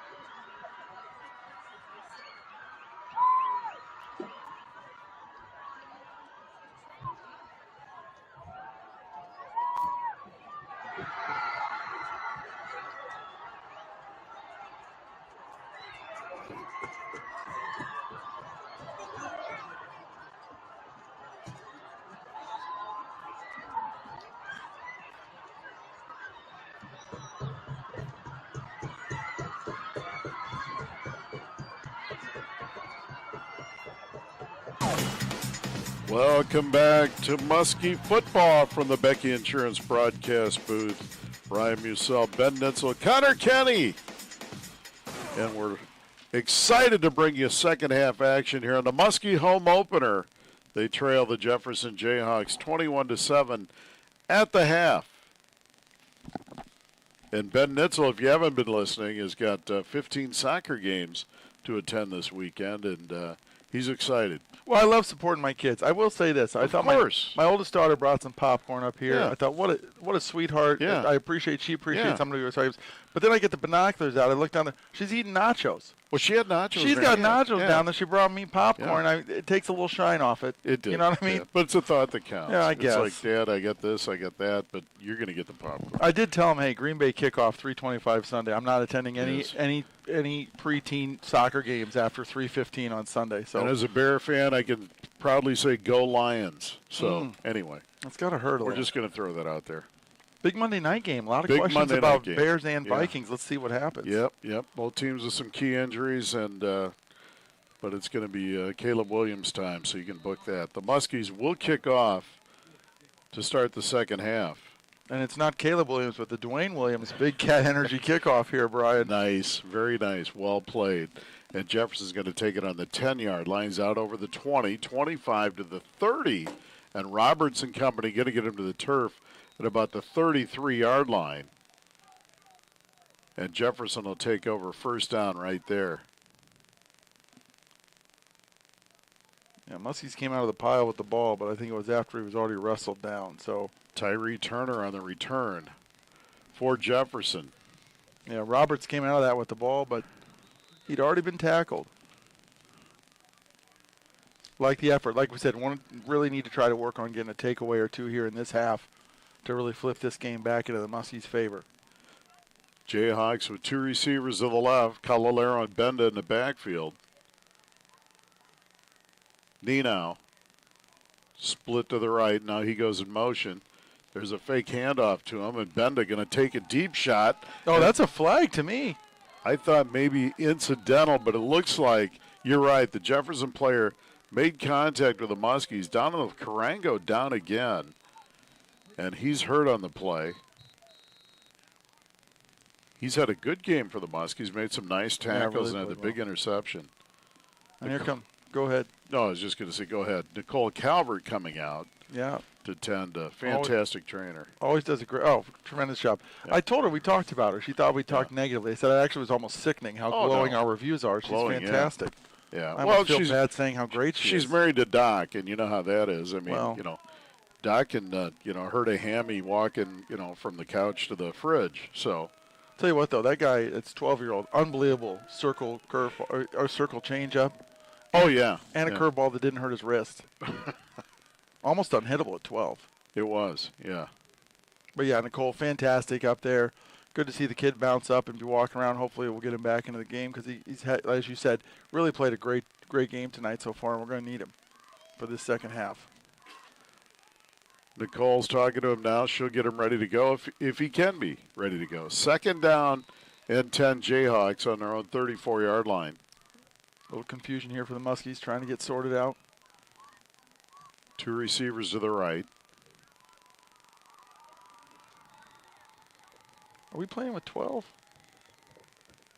Nino in motion this Maybe time to the right. And there's the give to Calalero. The Muskies stringing out. Roberts with good penetration. He's out of bounds as Gabor came up too. Actually, it was Galt, Caleb Galt. And a short gain for the Jayhawks, and that'll bring up third down and 9.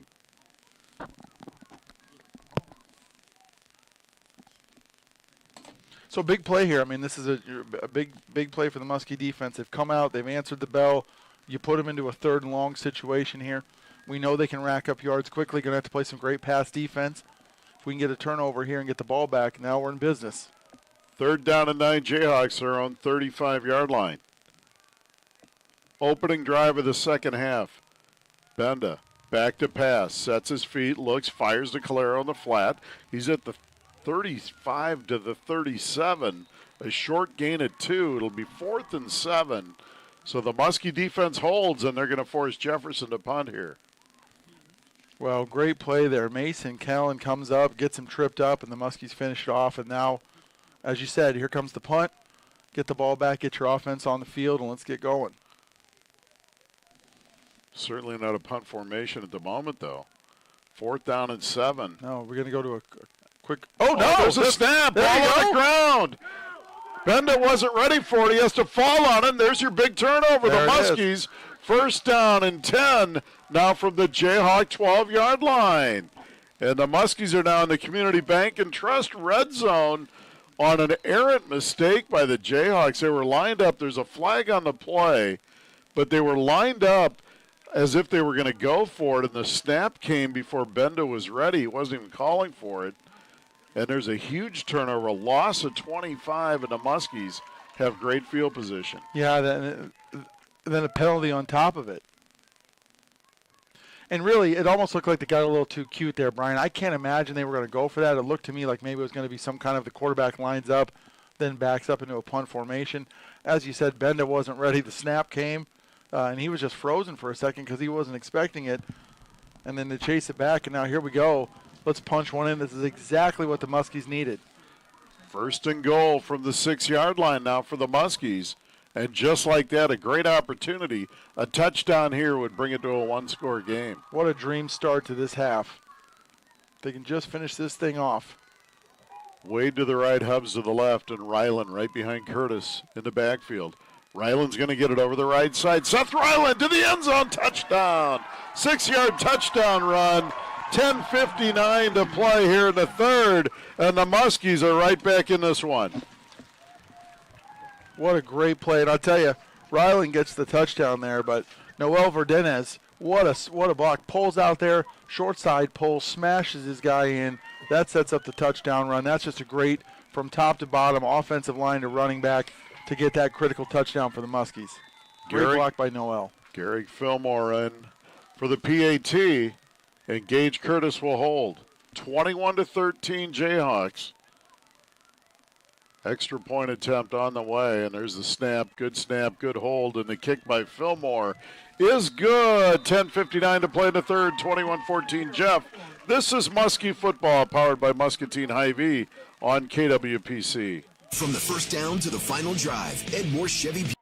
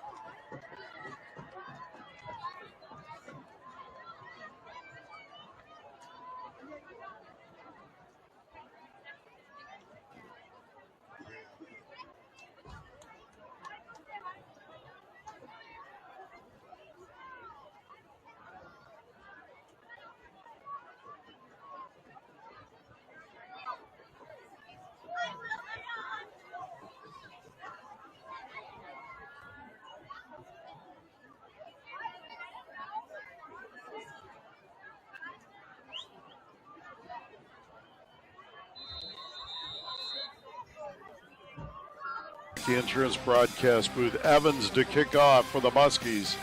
And there it is, and it's going to be taken by the up man, Robinson, but we've got a flag offsides Muskies on the kick.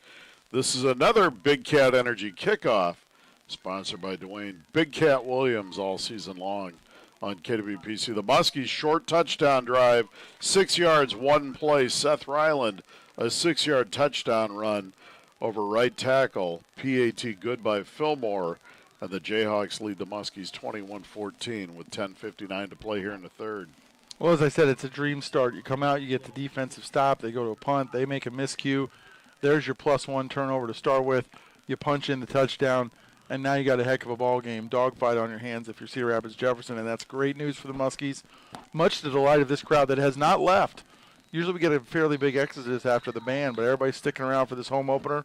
Love to see it. Evans with the kick, and this one is going to be picked up by Robinson at the 15. He's to the 20, cuts it up 30, and he's taken down. Nice open field tackle by Colin Glenn at the 32-yard line. And now there's a flag. Oh, no. There's a Muskie player that punched a Jefferson player, ripped his helmet off. Oh, boy. And then kicked it. And now we've got both teams. There was a ruckus in the sophomore game. And now we've got another flag as there's going to be an unsportsmanlike on Jefferson. A lot of their players leaving the bench area. But, boy, I didn't see the beginning of that, but the ending was not pretty. No, it's going to be a big loss for Muscatine, too. I think we're going to get an ejection, and it's going to be a key player for us. That's just unfortunate and really probably unnecessary.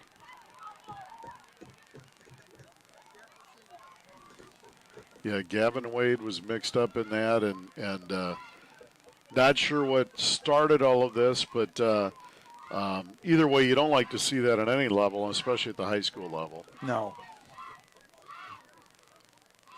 The officials are discussing it right now. A lot of laundry on the field. And, certainly when you see the helmet get taken off and then kicked, I didn't see what happened before that. I didn't either, but when that happens, you've removed all doubt. So yeah, they're going to see that. 10:53 to play in the third. The Muskies trail 21-14, which has been a very good competitive football game. Yeah, you hate to see it marred by that. Again, I'm with you. Didn't see what caused it. It was something away from the play. There was some initial blocks there, and then the ball went up the other sideline, and so something was either said or done, and now the officials are going to be left to sort this out. Yeah, it was a good 10 yards behind where the line of scrimmage is. And we'll see how the officials bring it out. And let's just hope both teams are, they have cooler heads for the remainder of the contest. You don't want to see this carrying on for the rest of the game.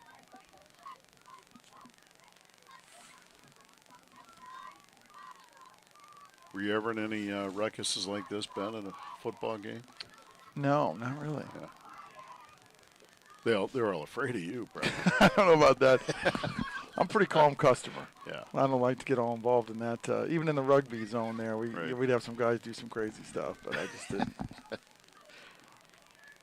But guy did throw my brother into a cement culvert once, and I did threaten to kill him when I got into the game. But I didn't really mean it. I only kind of meant it. Yeah. It was in Minnesota, too. I said, right. Well, statute of limitations is up. Yeah. The ref did say, I'm not going to let you in the game until you stop saying that. Yeah. I said, I'm fine. I don't think you believe me. I bet Dan appreciated that. For sure. No, but in this stuff, I mean, listen, some cheap things happen, but you have to keep your composure, right? This is a game. Guys are playing. You have a chance to physically do it, to impose your will on people and do stuff legally within the game to get back. But you just can't have this kind of thing. It just mars what has been really a fantastic, hard-played game by both sides. And, it's always disappointing. And it's frustrating as a coach. And I know, emotions run high. Guys invest a lot in this, but you got to just keep, of course, you say that, then you watch the first pro game of the year and you see a guy get ejected before the game even starts, and it's just, sometimes you wonder, is that guys see that and think, what a bad example you set for all the way down here through the youth ranks as well. And the officiating crew talking to both coaching staffs. Of course, the Muskie head coach, Mike Truitt, is up in the box. That's Todd Parsons, who's the acting head coach, on the sideline. And there's the walk-off 15 yards against the Muskies, unsportsmanlike conduct. So Jefferson will start on their own 45-yard line after the kick return and the flag. And an ejection. A Muscatine player was ejected. Okay, I was going to say,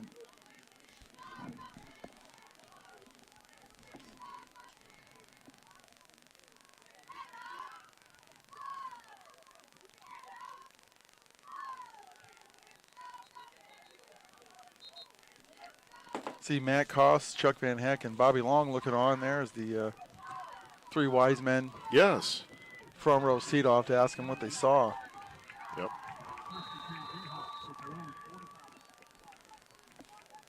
First and 10 Jayhawks as we resume football here on KWPC.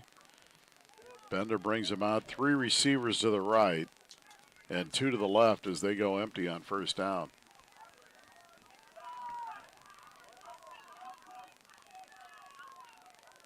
Motion man is Robinson. And there's going to be a double reverse. Now it's a flea flicker. Benda taking a shot downfield. And there's going to be a flag. Pass interference, but he catches the football.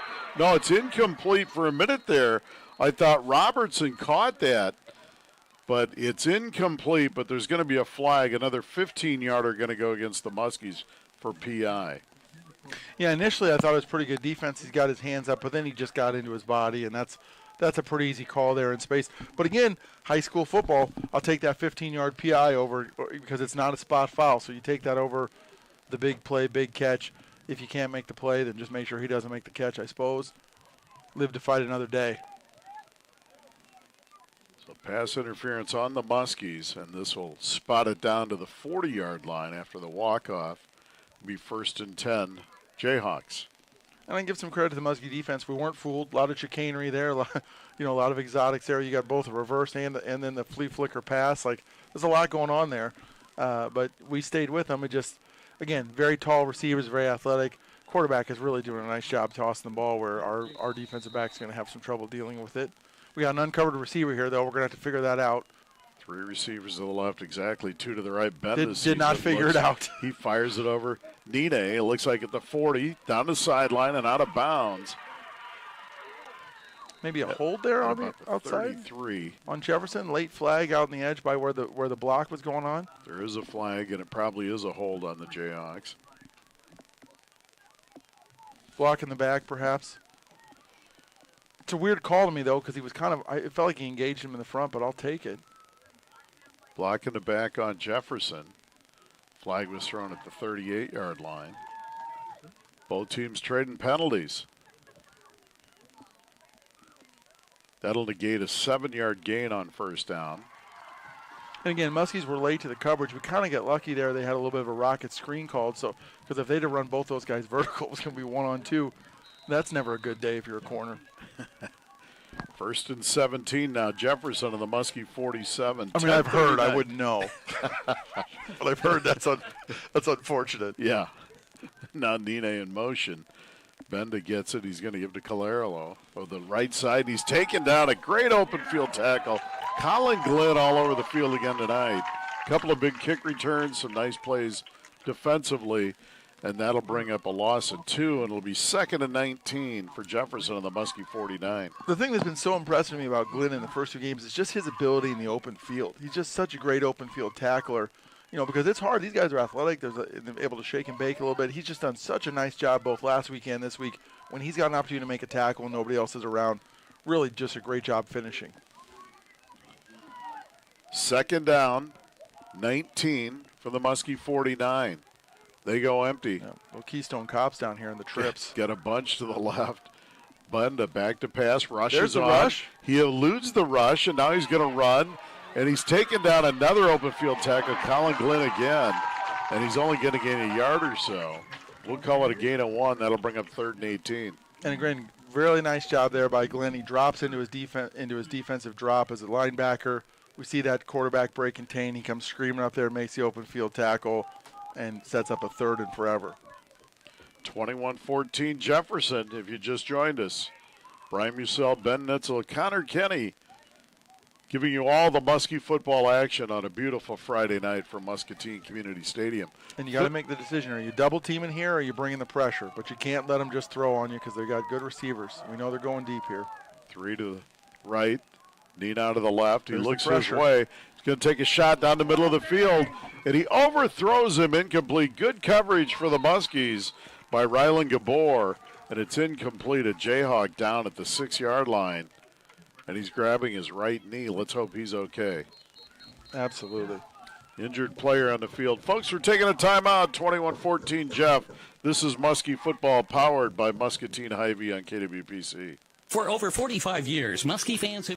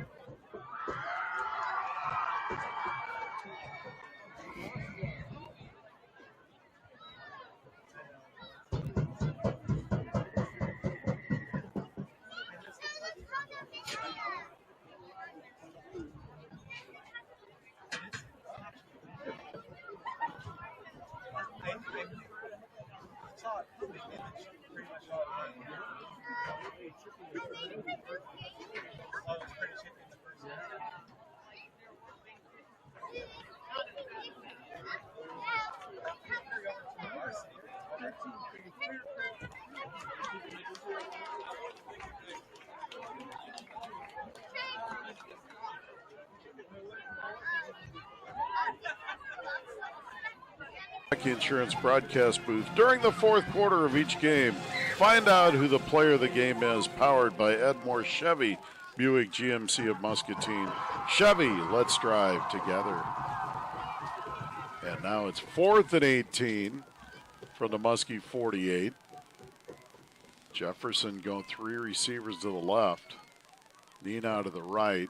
Calalero by Benda in the backfield. Muskie's showing 4 rushers here. We'll see if they bring a 5th guy, try to put some pressure on, or if they just drop in and try to cover. Robinson in motion now. And he's slot right. Benda gets it, high snap, and he kicks it, boy, straight up in the air. Oh, danger Looks here. like, Danger, get out of the way, Muskies. I think Roberts might have got a hand on it. It looked like it, but it went straight up, and it's going to be a short kick. Boy, down to the 33. Ben, isn't he awful tight from the quarterback position to make that punt from there? That's really close to the line of scrimmage. It just doesn't make a lot of sense to me, to be honest with you. I agree. I think he's very tight. I think you saw the block there. To me, you just if you're gonna pin him deep, just get in a punt formation and pin him deep. Kick it to the sideline if you're worried about the return. But sometimes that Mickey Mouse stuff just ends up haunting you and biting you in the butt a little bit, because what did you get there?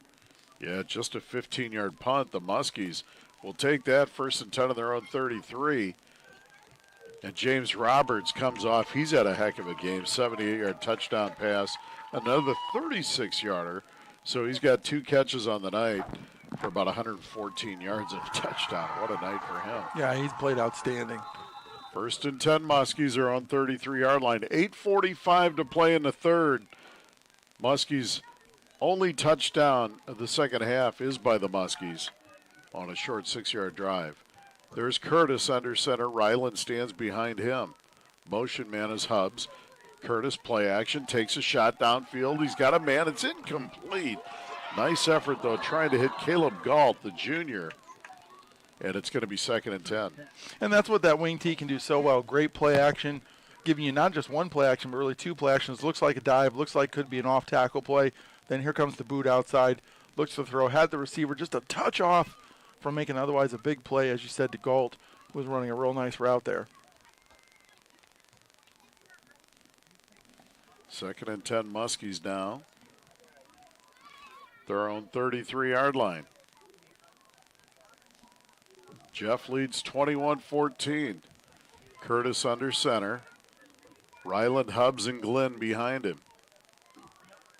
And this one's going to go to Hubbs over the right side. He's at the 35, but he's going to be brought down there. A short gain of maybe 3. And they may spot at the 37. We'll give them 4, and that'll be 3rd down and 6 Muskies from their own 37. Again, coming out of that wishbone, just downhill running, getting that clock moving, getting yourself into a more comfortable 3rd and 6. See what Coach dials up here. Butson goes wide left. Of course, Butson, the touchdown scorer last week for the first touchdown for the Muskies. That's right. Hubbs, Ryland in the backfield. This one's going to be another play action. Curtis rolls to his left, fires, got a man Ryland in the flat, but he's brought down immediately. He's going to be short of the 1st down. Nice open field tackle that time by number 18, Sheeler, for the Jefferson Jayhawks, and the Muskies going to have 4th down and about 6 from their own 37. No gain on the play. Well, and credit where credit's due to Sheeler there. That's just a tremendous play. Ryland, we know, is a handful to take down, and if he doesn't make that tackle, it's 1st down and the chains are moving, but holds on, does a great job by that kid, and a really nice play. Curtis on the punt for the Muskies, stands on his 23. Raynard stands on his own 25 for the Jayhawks. Oh, no. And now we've got a flag, or actually timeout Muscatine. Yeah. And I think that's their first time out. This is a result of that ejection. Now you start having special teams where guys aren't where they're normally supposed to be, and you got to start figuring things out. And unfortunately, using timeouts you don't want to use.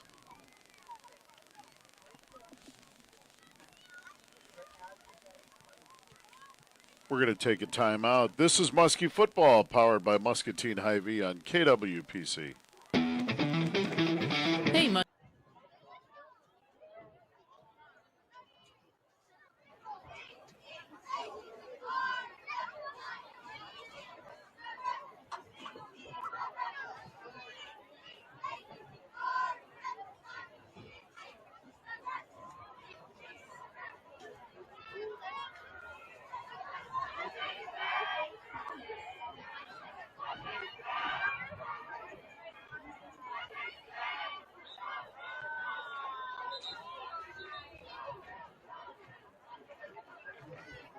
Broadcast booth, Brian Musell, Ben Nitzel, live from Muscatine Community Stadium. Cedar Rapids Jefferson Jayhawks lead the Muskies 21-14 with 7:08 to play. Here in the third quarter, the Muskies on 4th and 6 will punt the ball away. Gage Curtis stands on his 22, and Lucas Raynard stands on his own 30 for the Jayhawks as Curtis steps into it. Rugby-style punt. It's going to bounce on the 30. Good Muskie roll. And it's going to be down right there by Roberts at the 28-yard line. And that's where Jefferson will take over 1st and 10. Yeah, look for a big stop here for the Muskies. Again, have played really well so far here in the third quarter. See what we can get going. And we have another flag on the play. So let's see if we have a re-kick. Looks like a hold on the Muskies, or actually procedure on the Muskies. So the Jayhawks are going to make them kick it again, a 5-yard step back. A pretty good punt there. Yeah, I think this is smart. Make them re-kick and see if you can get a little bit better field position. Still a nice crowd. Great student section tonight, a lot of them.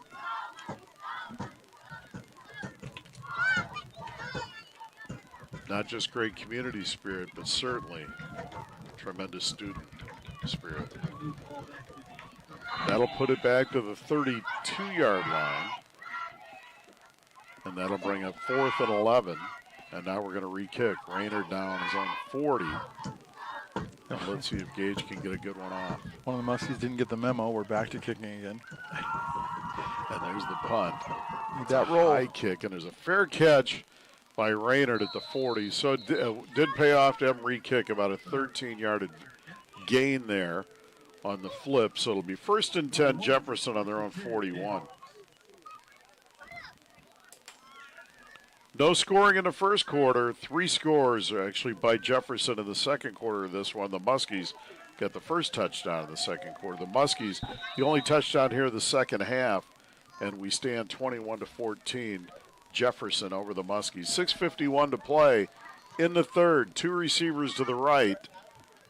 And we've got a fullback in the game, Gaines right in front of Calalero, and Benda under center on 1st down. Benda hands to Calalero, cut back to the 40, 45, and take it down. Good open field tackle on the play by Gabor, but the referees are going to mark him down at the 49-yard line, so he's going to gain 8. That'll bring up 2nd and 2. Yeah, ball popped out late there. Muskies were hoping for the turnover. Kid was already had his knees down, so no fumble. Nice tackle by Gabor. Obviously, 8-yard gain. Little nice play for Jefferson, but great tackle by Gabor coming up there and making the play. And if you're just getting home, make sure you can still listen to us. Tune on Power and Water, and check us out on there. So we got the live feed of the game and the video, and you can also listen to us as you watch. Second down and 2, I should say, for the Jayhawks on their 49. 3 receivers to the left. Nina to the right.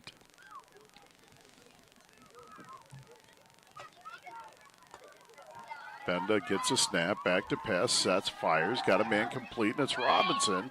He breaks a tackle, 45, still on his feet, down to the 42. Karango with a nice open field tackle, but it's going to be a 1st down, Jayhawks. He runs such a deep comeback on that route, too. It looks like it's maybe going to be a little hitch, but his hitch is about 6 yards back to the quarterback, and he just almost like he comes out of nowhere. But it's been very effective for them a couple times tonight. Again, part of that's because we're giving them a lot of respect on how far we're playing off on those receivers. Benda back to pass, rolls to the right, pressure's on by Roberts, throws, got a man, might be out of bounds, and it is. Caught it, but it's out of bounds. It'll be 2nd and 10. Yeah, nice catch. Just couldn't quite get his foot down. Good news for the Muskie defenders who were right in the vicinity.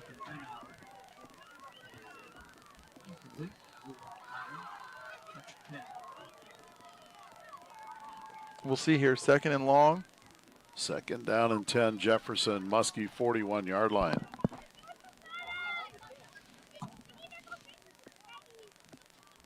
Calalero back on the field. 3 receivers to the left, and Nino singled up on the right. To the short side. Robinson in motion. Fake handoff to him. Calalero gets it down. The Muskies string it out. Great play by the defense there. Not fooled. Jefferson fakes the jet sweep into the boundary, which is pretty unlikely. Muskie defenders stay home, don't overflow, and then when they go for the handoff to come back the other way, we're all over it. Great play, and here we go, 3rd and long. Wade and Robertson on the stop for the Muskies. Loss of 1.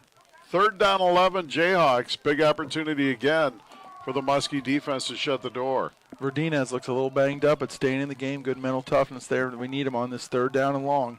Tight formation, 2 receivers on each side. Benda back to pass. Looks downfield, sets, flares out, overthrows his running back, and it's going to be 4th and 11. Good defense again by Wade in coverage. Yeah, absolutely. Muskies were all over him, like white on rice there, right in the hip pocket where you want to be. Had to be a perfect throw. It wasn't. Here we go, 4th and long. Let's see if they do the 3-yard punt again.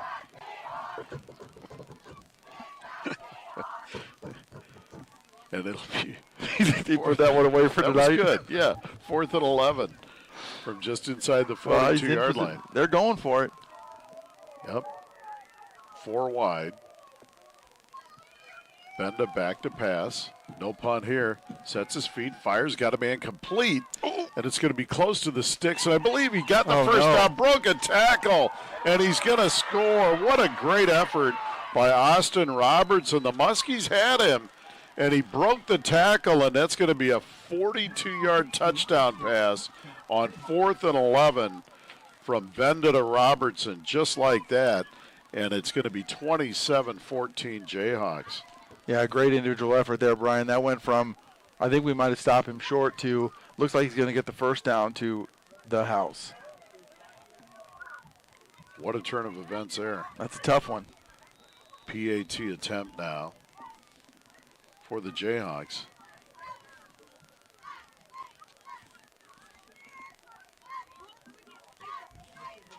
And there's the kick on its way. And it is good. 4:58 to play in the 3rd, 28-14 Jefferson. This is Muskie football, powered by Muscatine Hy-Vee on KWPC. Muscatine Hy-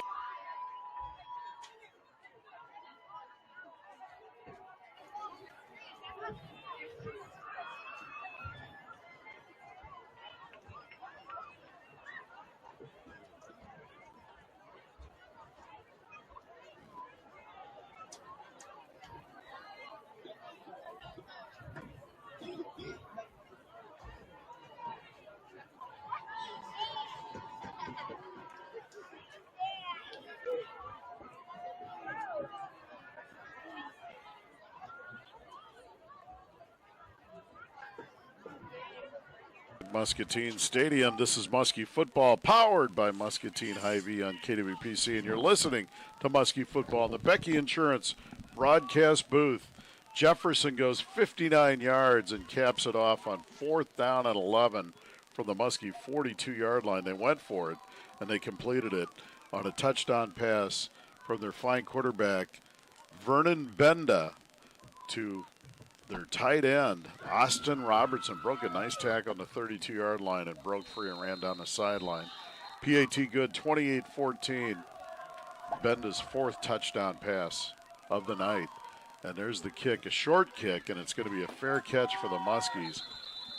And that's going to be by James Roberts at the 32-yard line. That's another Big Cat Energy kickoff. Well, and that looked like a Big Cat Energy kickoff there, as if Dwayne himself was kicking that thing about 20 yards. The only difference is the kid didn't pull a hamstring. Wow. Wow. Oh, Big Cat, his sponsorship is paid for, right? Before that comment, I assume. Don't worry, that guy's been asleep for 2 hours already. He's got to get up get up and make the donuts at 5:30 in the morning. The gloves are off. That's Nitzel, folks. Yeah. He'll be upset tomorrow when someone tells him. 1st and 10 Muskies on their own 32. Need a good drive here. And there's a toss to Ryland. Seth over the right side cuts it back 35-40. And Seth Ryland with a good run. And he's out near the first down marker. Let's see where they spot it. They do. First down. That's another Community Healthcare first down. A gain of 11 to the 43. That's his longest run of the night. And, you know, Brian, there's a lot of time left. I mean, this has been, I'd hate, like, kind of a somewhat slow, for lack of a better term, quarter for the, for Muskie football. So we've still got 4 minutes, almost 5 minutes to play here in the third, the entire fourth quarter. This is still absolutely a ball game. If we can move the ball here, You certainly want to try to come away with some points in this drive, but just keep doing what you're doing. You've got plenty of time to get right back into this thing. No question about it. Gabor split wide left for the Muskies. Wing right and left. It's Hubs and Wade. And now we've got a flag. Is that a delay? And it's a delay again by the Muskies. Got a nice first down run, and now you're behind the chains. It'll be 1st and 15 from the 38-yard line.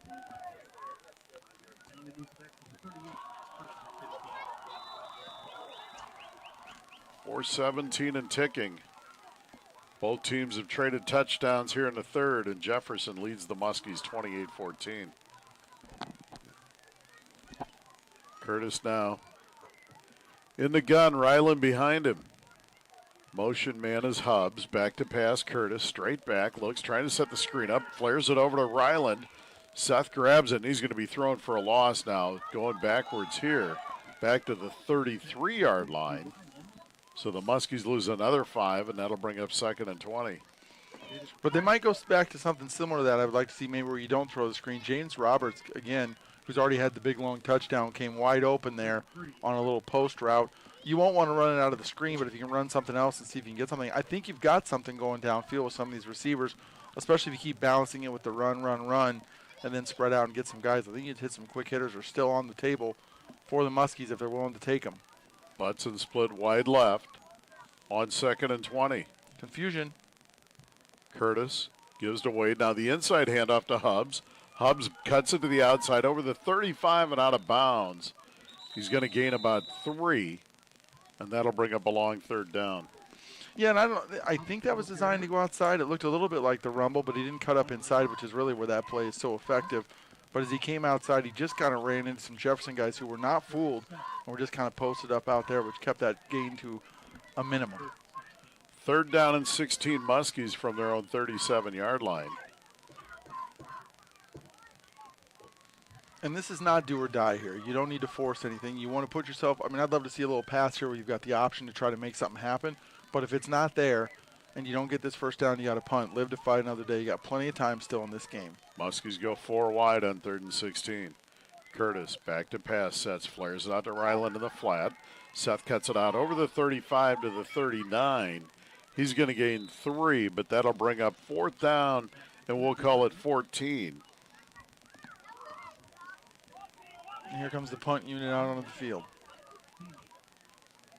Muskies send the punt team out, and Curtis is your punter.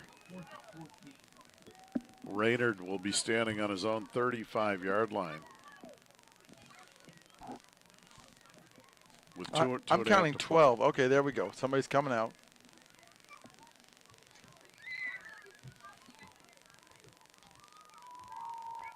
Muskies now shift over.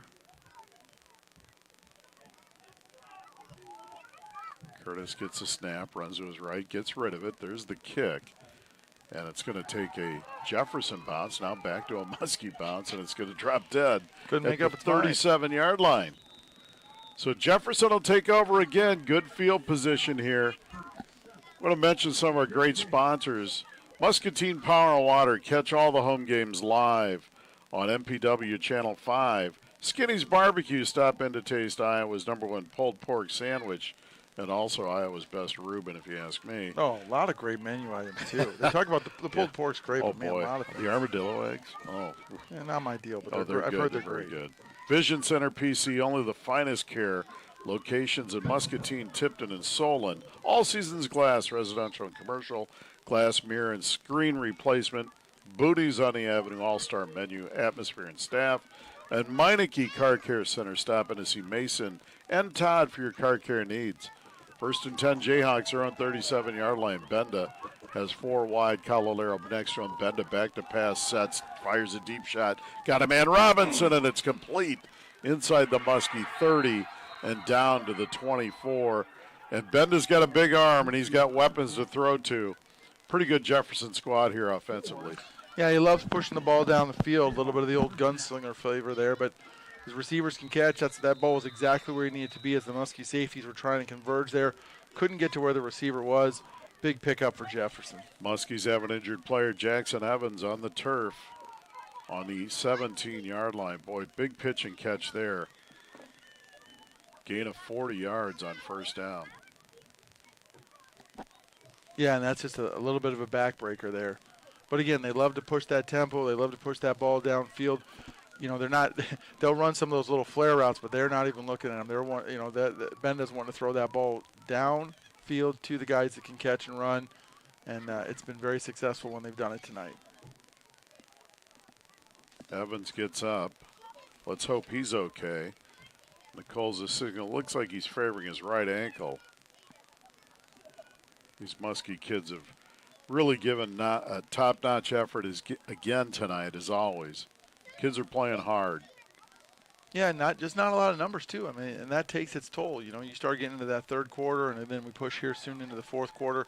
When you've got very few kids that have to take a lot of snaps, it starts to wear you out, especially with some of the big guys they're going up against here for the Cedar Rapids Jefferson team. Twins right and left for the Jayhawks. Calalero stands behind Benda in the backfield. 1st and 10, Muskie 24-yard line.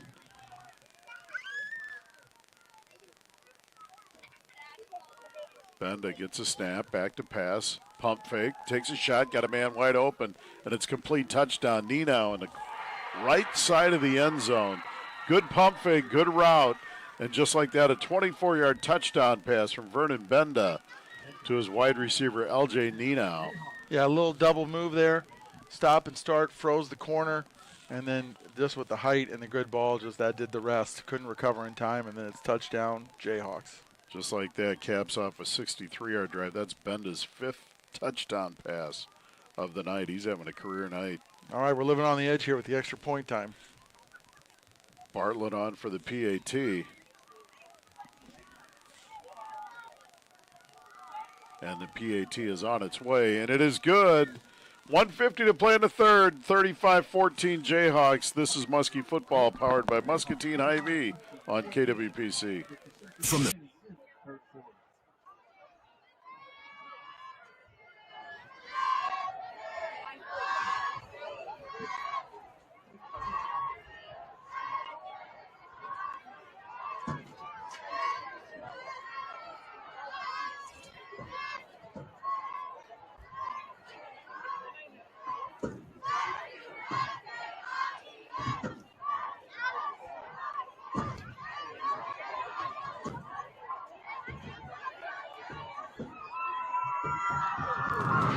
Welcome back to Muskie football from the Becky Broadcast Insurance booth.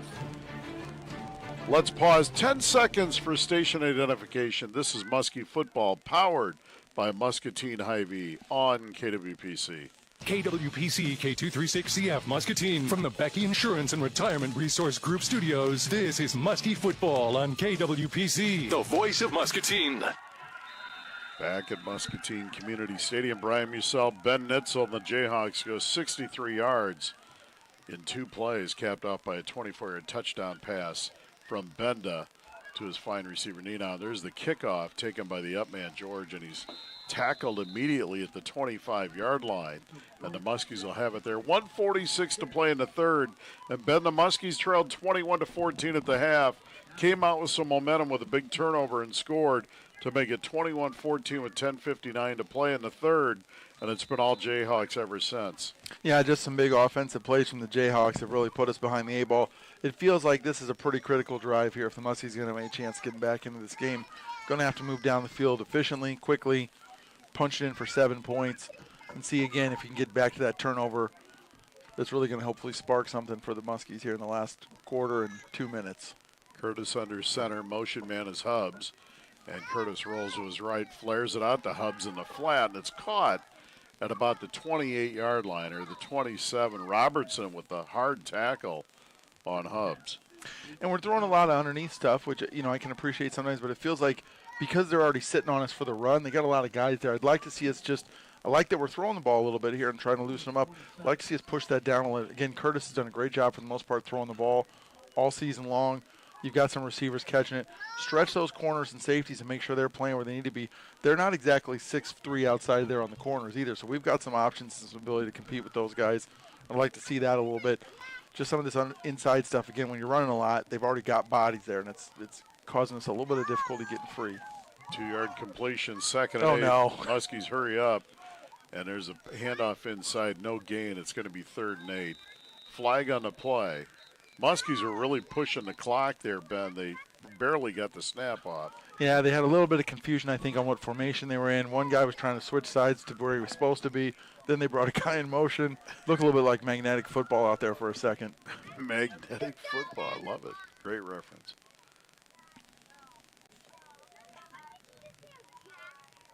The penalty is declined as there is no gain on the run. So it's 3rd and 8 Muskies now on their own 27.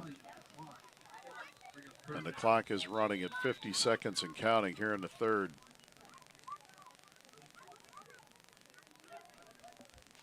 The brain trust is still there. Long, Carson, Van Heck. Pretty good conversation going on down there. Yeah, probably talking about like the 94 girls semifinals for basketball. More to the left, sorry. Motion man is Glenn, and there's a handoff inside and nowhere to go this time. And the ball carrier again was Seth Ryland. Seth's a fine back. Not a lot of room to run the last couple of weeks. Face some athletic big lines. Out to the 28. That's going to be 4th and 7. And that'll be the final play of the 3rd quarter. And we're going to take a timeout. 35-14 Jayhawks. This is Muskie football, powered by Muscatine Hy-Vee on KWPC. For over 40.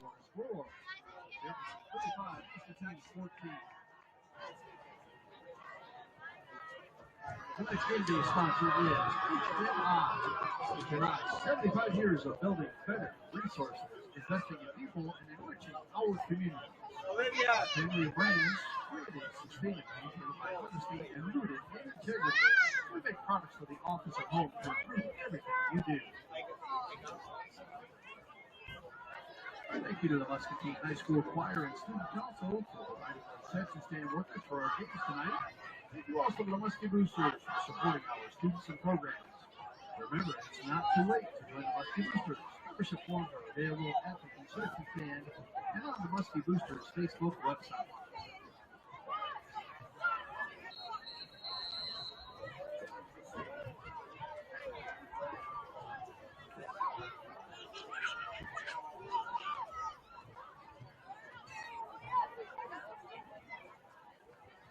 Welcome back to Muskie football from the Becky Insurance broadcast booth. It's time for the community healthcare 4th quarter. Brian Musell, Ben Nitzel, Jefferson leads the Muskies 35-14 after 3, and the Muskies are punting away on 4th and 7 from their own 28-yard line. Curtis with the kick, and it's going to bounce, and it's going to bounce out of bounds, and Jeff will take over right near midfield. We'll see where they spot this one. And it looks like they're continuing to walk. Whoa, stop. It's at the 45-yard line. So the Jayhawks will take over first down on the Muskie 45-yard line. He just joined us, Vernon Benda, star of the show for the Jayhawks, with 5 touchdown passes. And really some nice passes too, Brian. I mean, just really putting the ball in a lot of great spots for his receivers, and they've done a nice job of pulling those balls in and converting them to touchdowns. Trips right, knee out to the left. Calalero stands to the right of Benda on first down. Benda gets a snap. Muskie's bringing pressure. Benda rolls to his right now, looks downfield, throws, got a man Raynard, and it's complete. Now they call it incomplete, so it'll be 2nd and 10.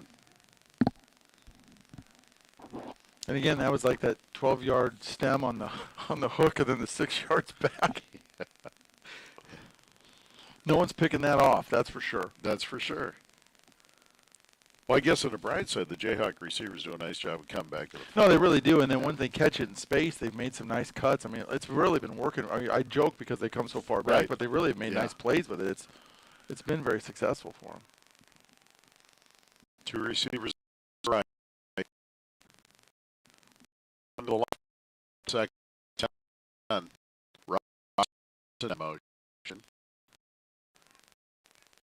And there's a give Calalero over the side. The Muskies string out well, and that's redeemed. So open field attack gain. 3rd and 8 Jefferson. in that formation there, TV, you could see on the side closest, just the tight end, and they had the tight end covered up. I don't know what you mean, why you don't have that receiver that back. So you're chasing there. It feels like either you've got running so for an illegal man down field. That's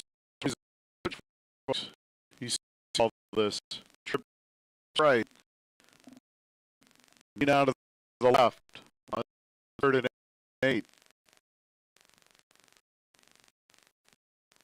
Ben gets a snap. Action sets. He can get a shot deep. Robinson's down there in the caught. Oh, wow. What a catch by number 7 again. Excuse me. Jermaine Robinson catches it at the 5 line. So 3rd and 8 from the 43, just like that. A 38-yard pitching catch from the. He's made a few spectacular catches tonight. Tremendous catches. And now it's first and goal from Muskie 5. Gets it on the inside. He cuts it up. He's going to get into the end zone on a touchdown run. The first touchdown is not a pass. And this one's going to be by the fine running back. You use a 5-yard.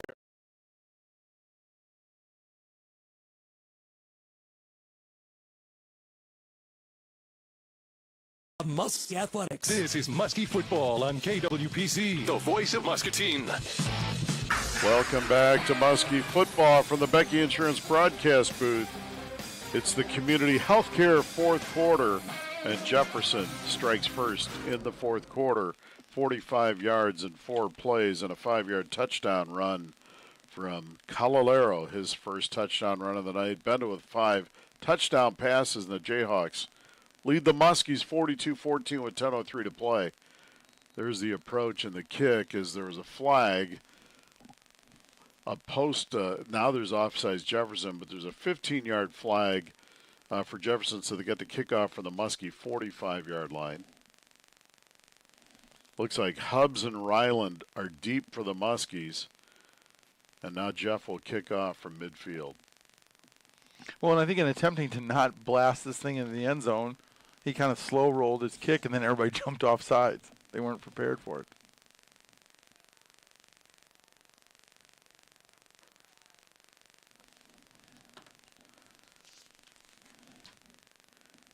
Kicker is Garcia.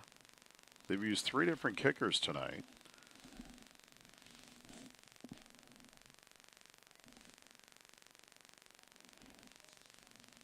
There's the approach, and it's going to be a short one. It's taken by the up man, Roberts, again.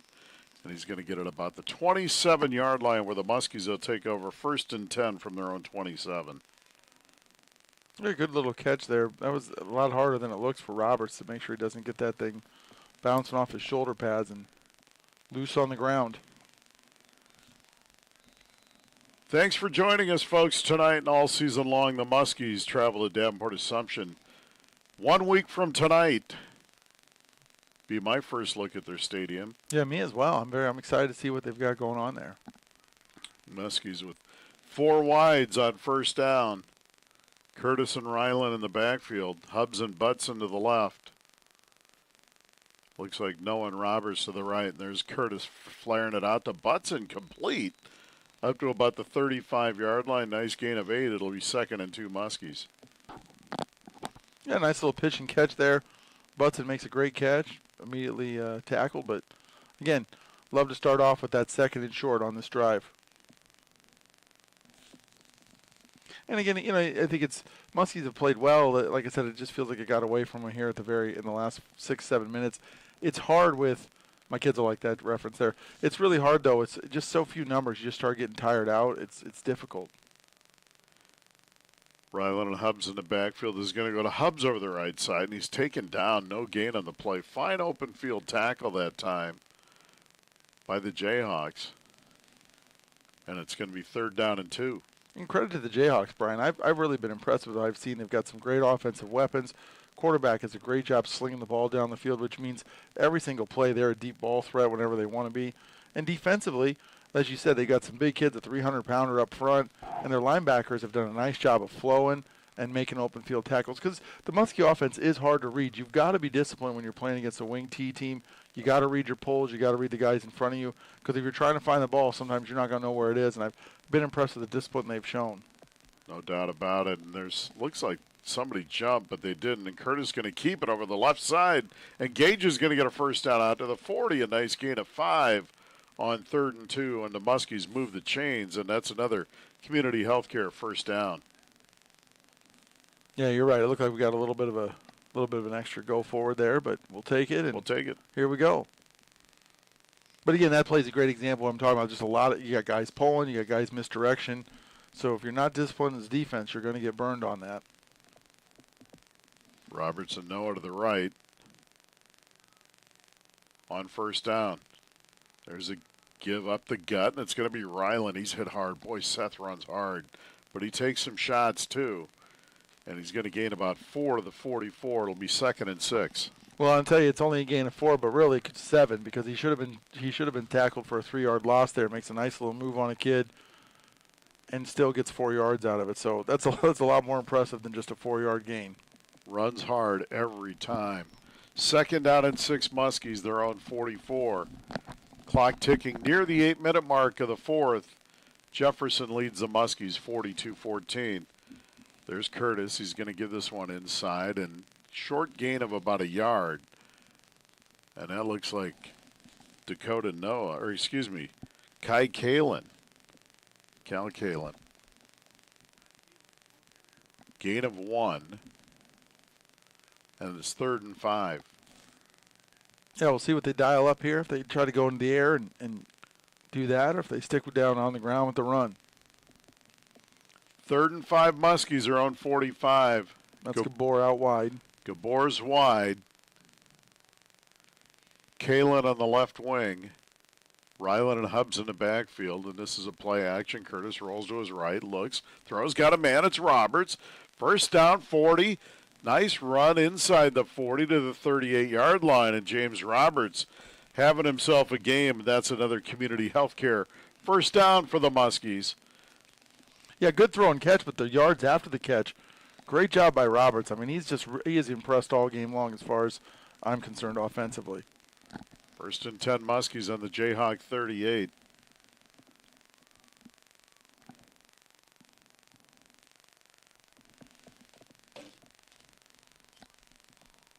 Curtis under center. Back to pass. Rushes on from the blind side. He sets his feet. Nice move. Avoids a tackler. And he's taken down, though. Boy, Curtis could have been thrown for a huge loss. Avoided a couple of tacklers. Going to lose a yard, but it could have been a lot worse, Ben. Yeah, one of the best 1-yard losses you'll ever see.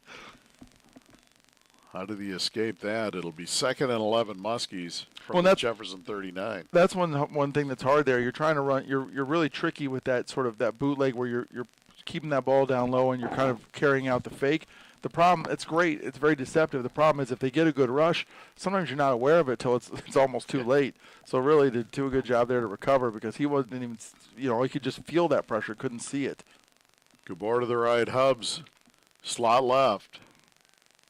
Kalin in the backfield with Ryland, and Kalin's going to get the hand up this time over the right side, and he's down to the 35-yard line, going to gain 4, and that'll bring up 3rd down and 7 from the Jayhawks. 5:55 to play and ticking. Jefferson 42, the Muskies 14. This was 21-7 at the half, and the Jayhawks have put another 21 on the board here in the second half, and the Muskies 7. Yeah, and that Muskie 7 came right away off a turnover on a 4th down punt. There was confusion. We got the ball at the 6, punched it in. looked like the Muskies were rolling. And just a couple big plays, nice catches by Jefferson. And again, the score does not look like this game has felt for most of the game. 4 wide for the Muskies on third down. Curtis sets, fires, got a man complete, and it's Hubbs inside the 30 and down to the 25. First down, Muskies. And that's another Community Healthcare first down. Yeah, great play call there. Hubbs runs a little 6-7 yard out route, which they needed, 5 yards. That's the perfect amount. That's half a chair. It's half a chair. And that's an 11-yard gain and a first down, Muskies at the Jefferson 24-yard line. And again, I really like the mixing up of, obviously it's a little bit of desperation here, but mixing up those passes and runs just makes everything a little bit more dangerous because the people have to be respectful of both. It gives you more flexibility to do what you want to do. Gabor to the left, 3 running backs behind Curtis in the backfield, and it's going to go to Kalen over the right side. Jeff strings it out. Kalen busts in and it's going to gain nothing, maybe lose a yard back to the 25. 2nd and 11. Yeah, about 3 steps in, you could tell he knew he was in trouble there. It was just kind of a wall of white. Jeff's been hard to get on the edge. You can't quite get out there. They really have. They've got great athleticism outside, and we've just, we play more of a compact offense, and just getting those guys sealed is difficult, and we just really have struggled to do that. 4:15 and counting in the fourth. Muskies was 2nd down at 11 on the Jayhawk 25-yard line. Kalen and Hubbs are the wings, and Ryland in the backfield. Actually, it's Glenn. Glenn goes in motion. Got a deep man. Curtis back to pass, got a man downfield, and it's complete. Down at the 2-yard line. Nice pitch and catch, and Kalen makes the catch, and that's the Muskies are now in the Community Bank red zone, and that's another Community Healthcare first down, and that's a nice toss of 23 yards from Curtis to Kalen, and the Muskies have 1st and goal on the Jefferson 2-yard line. Well, great catch by Kalen. I know he would have loved to have scored there, but he had to secure the catch first, which sometimes kids just don't do. Great job. He went to ground there to make sure he got it, makes the catch, sets up the Muskies in tremendous field position here to hopefully punch another touchdown in. Hubbs, Kalen, and Ryland right behind Curtis. Ryland gets it. Touchdown, Muskies. 2-yard touchdown run. Seth Ryland's second one of the second half and of the game. And the Muskies have cut into this lead. It's 42-20 with 3:29 left to play. Yeah, really great balance there. Nice job marching down the field by the Muskies, and a little bit of a confidence booster there here at the end of the game.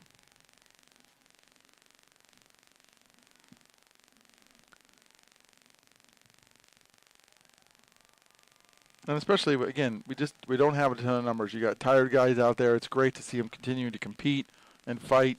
And here comes the extra point attempt. Fillmore with the PAT. 3:29 to play. It's 42-21. We're going to take a timeout. This is Muskie Football powered by Muscatine Hy-Vee on KWPC. Muskie fans, while construction is underway on the new Community Healthcare Muscatine Clinic, CHC is still accepting new patients at their current Muscatine medical and dental clinic locations. From chronic disease management to pediatric well visits and dental exams, CHC sees patients of all ages. Virtual telehealth appointments are also available. To schedule a medical, dental, or behavioral health appointment, call the CHC Muscatine Clinics at 563-327-2140. Community Healthcare Muscatine. Every age, every income, everyone. Proud supporter of Muskie Athletics. For over 45 years, Muskie fans have trusted Community Bank and Trust with all their banking needs. And now with their mobile app and online banking, you can manage accounts and apply for loans anytime without ever losing that hometown touch. Their team provides personal service for all of your banking needs, including trust services. Visit any one of their 5 locations or online at COMMBK.net. Because at Community Bank and Trust, it's not just about banking, it's about you. They put people first. Member FDIC and proud supporter of Muskie Athletics. This is Muskie Football on KWPC. The voice of Muscatine. Welcome back to Muskie Football from the Becky Insurance broadcast booth. It's the Community Healthcare fourth quarter, and we're getting ready for another Big Cat Energy kickoff.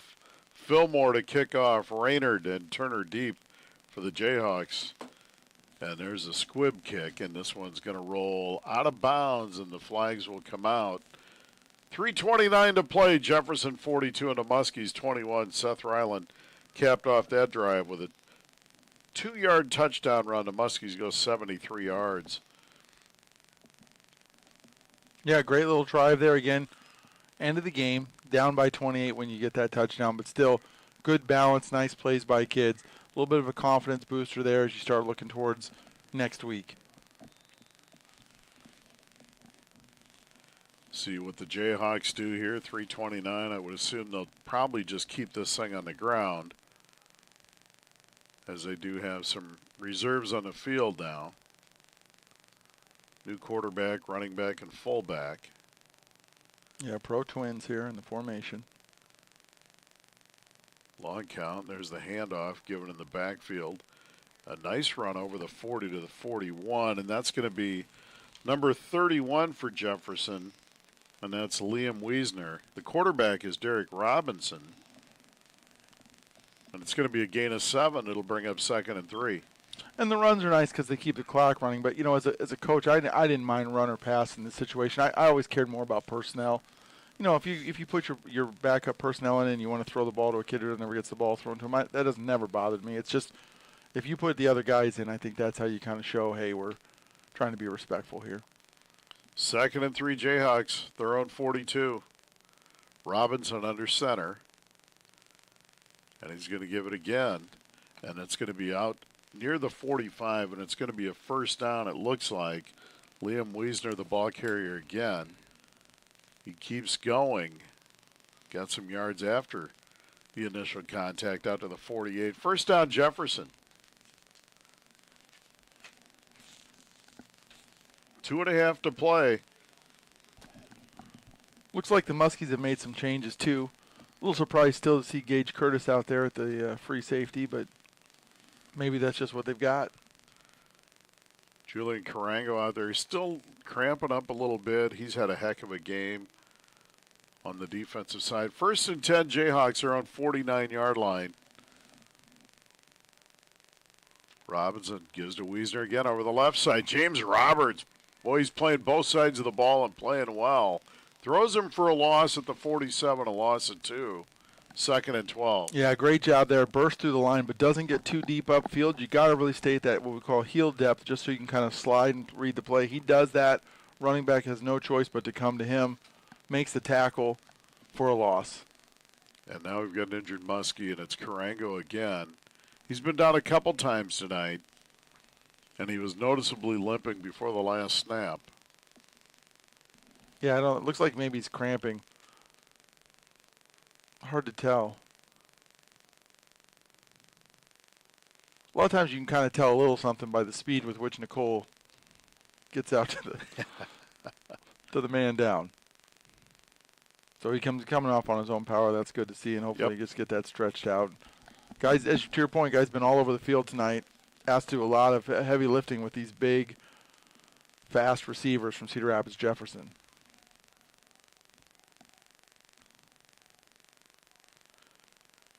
Out of the injury timeout now. It'll be 2nd and 12, Jefferson. 1:49 to play. Their own 47-yard line, 42-21.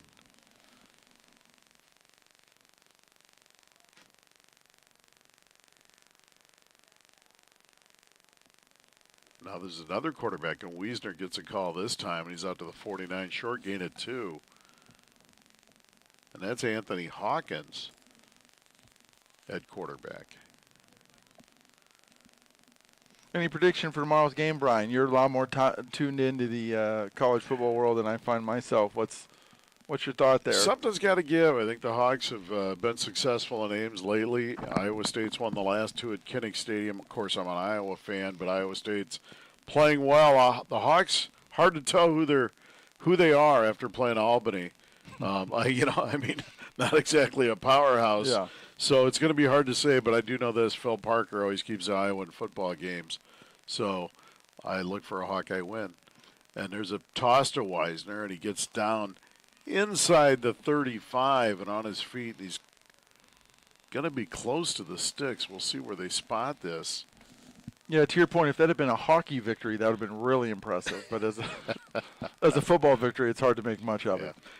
If Iowa doesn't get to 20 points, they can't win the game. They got to put some points on the board. And that's 42-yard line. It's going to bring up 4th and 1. They are going to have to snap it one more time. Clock at 24, play clock at 16. Robinson under center on 4th and 1. Gets a snap. Gives to Weisner. He's going to get the first down to the 40, and that'll be the final snap of the game. And we got a final score of Cedar Rapids Jefferson 42 and the Muscatine Muskies 14. 21, sorry about that. This is Muskie football, powered by Hy-Vee on KWPC. Go Muskies! At Becky Insurance and Financial Services, we don't just sell insurance, we simplify it. From life and disability insurance, group benefits, and ACA marketplace plans to expert Medicare guidance, we've got you covered. As an independent agency, we offer personalized options from trusted carriers focused on what's right for you. What's right for you is our only concern. Call 563-263-9700 or visit BeckyINS.com today. Becky Insurance and Financial Services. Coverage you can count on, advice you can trust. All Seasons Glass and Mirror in Muscatine provides multiple services including window glass, screen repair, mirrors, and furniture tops. All Seasons Glass can do it all. All Seasons Glass is there when you need them. For more information, call 263-9044. All Seasons Glass now does shower doors and are a proud supporter of Muscatine Muskie Athletics. Go Muskies! All Seasons Glass, 1517 Gobble Street in Muscatine. Muskie fans know where to find great food, an amazing atmosphere, and the best place to watch your favorite teams. It's Boonies on the Avenue. Boonies comes in the clutch every time with their all-star menu that includes their tasty burgers, appetizers, wings, salads, sandwiches, and everything else on the menu. Bring in your tailgate team to catch all the action on their 27 big screen TVs. Boonies on the Avenue, 214 Iowa Avenue, downtown Muscatine. Boonies, a proud supporter of Muskie Athletics. You've been listening to Muskie Sports on KWPC. Here's Brian Musell and Ben Nitzel to recap tonight's game on the postgame show. Welcome back to Muskie football from the Becky Insurance broadcast booth. Brian Musell, Ben Nitzel, and the Muskie home opener tonight against Cedar Rapids Jefferson. Both teams came in 0-1. Washington beat Jeff a week ago, and the Muskies lost to Davenport North. And tonight, the Muskies drop one, 42-21. They got off to a good start. No score in the first quarter, but the Muskies did have the first score of the game on a 3rd down and 10 pass play from Gage Curtis to James Roberts. 78 yards and a touchdown, 10-12 to play in the second quarter, and the Muskies led 7-zip. Jefferson answered. And Vernon Benda, the quarterback, fine quarterback, had himself a night, folks. The Jayhawks answered with a 74-yard drive of their own. Benda with a 22-yard touchdown pass to Jermaine Robinson. PAT no good. 8:05 to play in the half, and they trailed the Muskies 7-6. Jefferson wasn't done yet. After that, their next possession, they go 87 yards after the Muskies coughed up the football going in to score, and Benda capped that off with a 12-yard touchdown pass to his big, fine wide receiver, L.J. Nenow, and that was a 12-yard touchdown and a 2-point conversion, and they led the Muskies 14-7, 5:59 to play. Jefferson then got the ball back on their last possession of the half, drove it 58 yards. Vernon Benda threw a 1-yard touchdown pass to Meyer, a backup tight end. 21-7 after the PAT. They went into the half leading it that way. The Muskies got a big break as Jefferson had the opening kickoff, had an errant snap on a 4th down play that looked to be a punt, and the Muskies recovered it on the 11-yard line at a 5-yard penalty. After that, down to the 6, so they took over 1st and goal from the 6. Seth Ryland punched it in the first play, a 6-yard touchdown run. With 10:59 to play in the third, the Muskies were right back in it. They trailed 21-14. From there on, folks, it was all Jefferson. 59-yard touchdown drive, capped off by a 42-yard touchdown pass. Thing of beauty from Benda to Robertson, his tight end, who caught it, broke a couple of tackles at the 30, and raced down the sideline. PAT good. 4:58 to play in the third, and Jeff led the Muskies 28-14. The Jefferson Jayhawks weren't done after the Muskies 3 and out. Took the ball 63 yards and was capped off by a bended knee now 24-yard touchdown pass, and a PAT was good. 35-14 after 3, go into the fourth quarter, and a short drive this time as Jefferson 45 yards and a couple of plays capped off by a 5-yard touchdown run by their good running back Calero.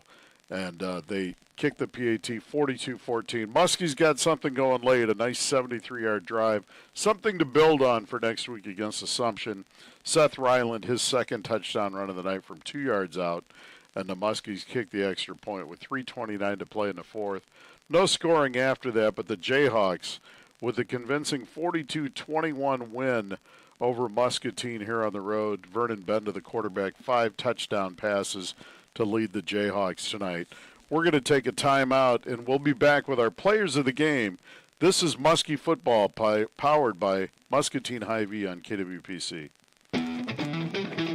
Hey, Muskie fans, save big and shop local at the Muscatine Hy-Vee, where each week we have the hottest deals in town. Get additional savings with your Hy-Vee Perks card, which offers you deeper discounts and cheap gas. With hundreds of brands on sale each week and the friendliest staff around, why shop anywhere else? Muscatine Hy-Vee is a proud supporter of Muskie Athletics. Save big and shop local at the Muscatine Hy-Vee. How well do your children see? You know the difference between an eye screening and a complete eye exam by an optometrist may be the difference between a child prepared to learn and a child with a vision-related problem. The Vision Center optometrists examine children that are eye chart. Remember, routine eye exams are most important, knowing that 1 out of 4 kids have a visual disorder. Come to the Vision Center PC, only the finest care. Vision Center PC is a proud supporter of the Muskies. Go Muskies! High school football is back. Whether it's Thursday or Friday night, means Muskie football. And just like the Muskies, MPW is always on. Whether you're listening to the game on the radio, watching it live on MPW TV, or flipping on the lights for a backyard watch party, MPW is powering your hometown pride. That glass of refreshing tap water you're having during the game, that's MPW too. MPW is proud to support Muscatine Muskie football. Here's to a great season. And go Muskies! This is Muskie Football on KWPC, the voice of Muscatine. Welcome back to Muskie Football from the Becky Insurance broadcast booth. Brian Musell, Ben Nitzel, Connor Kenny, live from Muscatine Community Stadium. The Muskies drop one 42-21 tonight to the Cedar Rapids Jefferson Jayhawks. And tonight, the Player of the Game sponsor is sponsored by Edmore Chevy Buick GMC Player of the Game.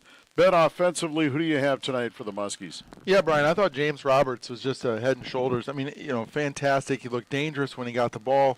Great job catching the ball in stride. Any opportunity he had, it seemed like he was making plays. And I just thought that's really something for Coach Truitt's offense to build off of. It's just feeling like this was kind of a coming of age of another weapon for them. Really impressive job by him tonight. Agree. Great effort by him. And defensively, Ben, who do you think? Yeah, I think Julian Carango done, nice job. I mean, make no mistake, the Muskie defensive backs were under siege all night. You had a kid who loved pushing the ball down the field, tremendous accuracy, big, rangy receivers who could catch the ball and run. That puts a lot of pressure on your corners and your free safety. I felt like Julian was all over the field covering different guys, had some tough battles, and I just thought really played well, clearly playing through some crampage at the end, and just a really nice, solid effort from him all night long. Final thoughts, Ben, on tonight's game. You saw him a week ago at North. You saw him tonight. Where did the Muskies get better? Where can they still improve going into Assumption next week? It felt a little bit like deja vu. I mean, it just feels like that first half, just such a strong effort, and then to the second half, it just starts to fall apart a little bit. And I think, again, it's difficult. Some of that comes down to the numbers. You just don't have a lot of guys. You start getting tired. You guys start getting cramped up. And so I think that's difficult. I thought improvement-wise, definitely a little bit more balance out of the offense. I think Coach showed a willingness to do some different things, push the ball down the field. That made them feel a lot more dangerous. And I also think opened up the running ability a little bit. Defensively, I think as far as things to work, there's got to be a little bit more cover up. I know those receivers are dangerous, but we were giving a lot of gaps, a lot of space on those receivers, which just allows them to get work that underneath so much, get easy 6, 7, 8 yard pickup. So you put a guy in 2nd and 10, a team in 2nd and 10. You're going to give up that 7, 8 yard, hitch route or whatever it is. Just now it's 3rd and short again. So just trying to marshal that a little bit. again, with limited resources and guys having to run all over the field, that can be difficult. It's not an easy task for the Muskies, but I definitely did see improvement. Thought the kids played well, and like I said, unfortunately, that score to me did not really if you just see that on the paper tomorrow, that's not going to really reflect the effort. It's certainly not going to reflect how this game felt for more than half of the game, where it really felt like we were in it and had a chance to win. Agree with you wholeheartedly. Thank you, partner. Been a great night here at Muscatine Community Stadium. This has been a broadcast of Muscatine High School Athletics granted to Krieger Media Company by the Muscatine Community School District. Any rebroadcast of this game is strictly prohibited without the expressed written consent of the Muscatine Community School District and Krieger Media Company. We want to thank engineer Tim Scott. Once again, our final from Muscatine Community Stadium. Cedar Rapids Jefferson 42, the Muscatine Muskies 21. The Muskies are away next week on Friday, September 12th as they head to Davenport to take on the Assumption Knights. For Ben Nitzel, I'm Brian Musell, and you're listening to Muskie Football, powered by Muscatine Hy-Vee on KWPC, the voice of Muscatine. The Muskies know where to find the best barbecue. That's it.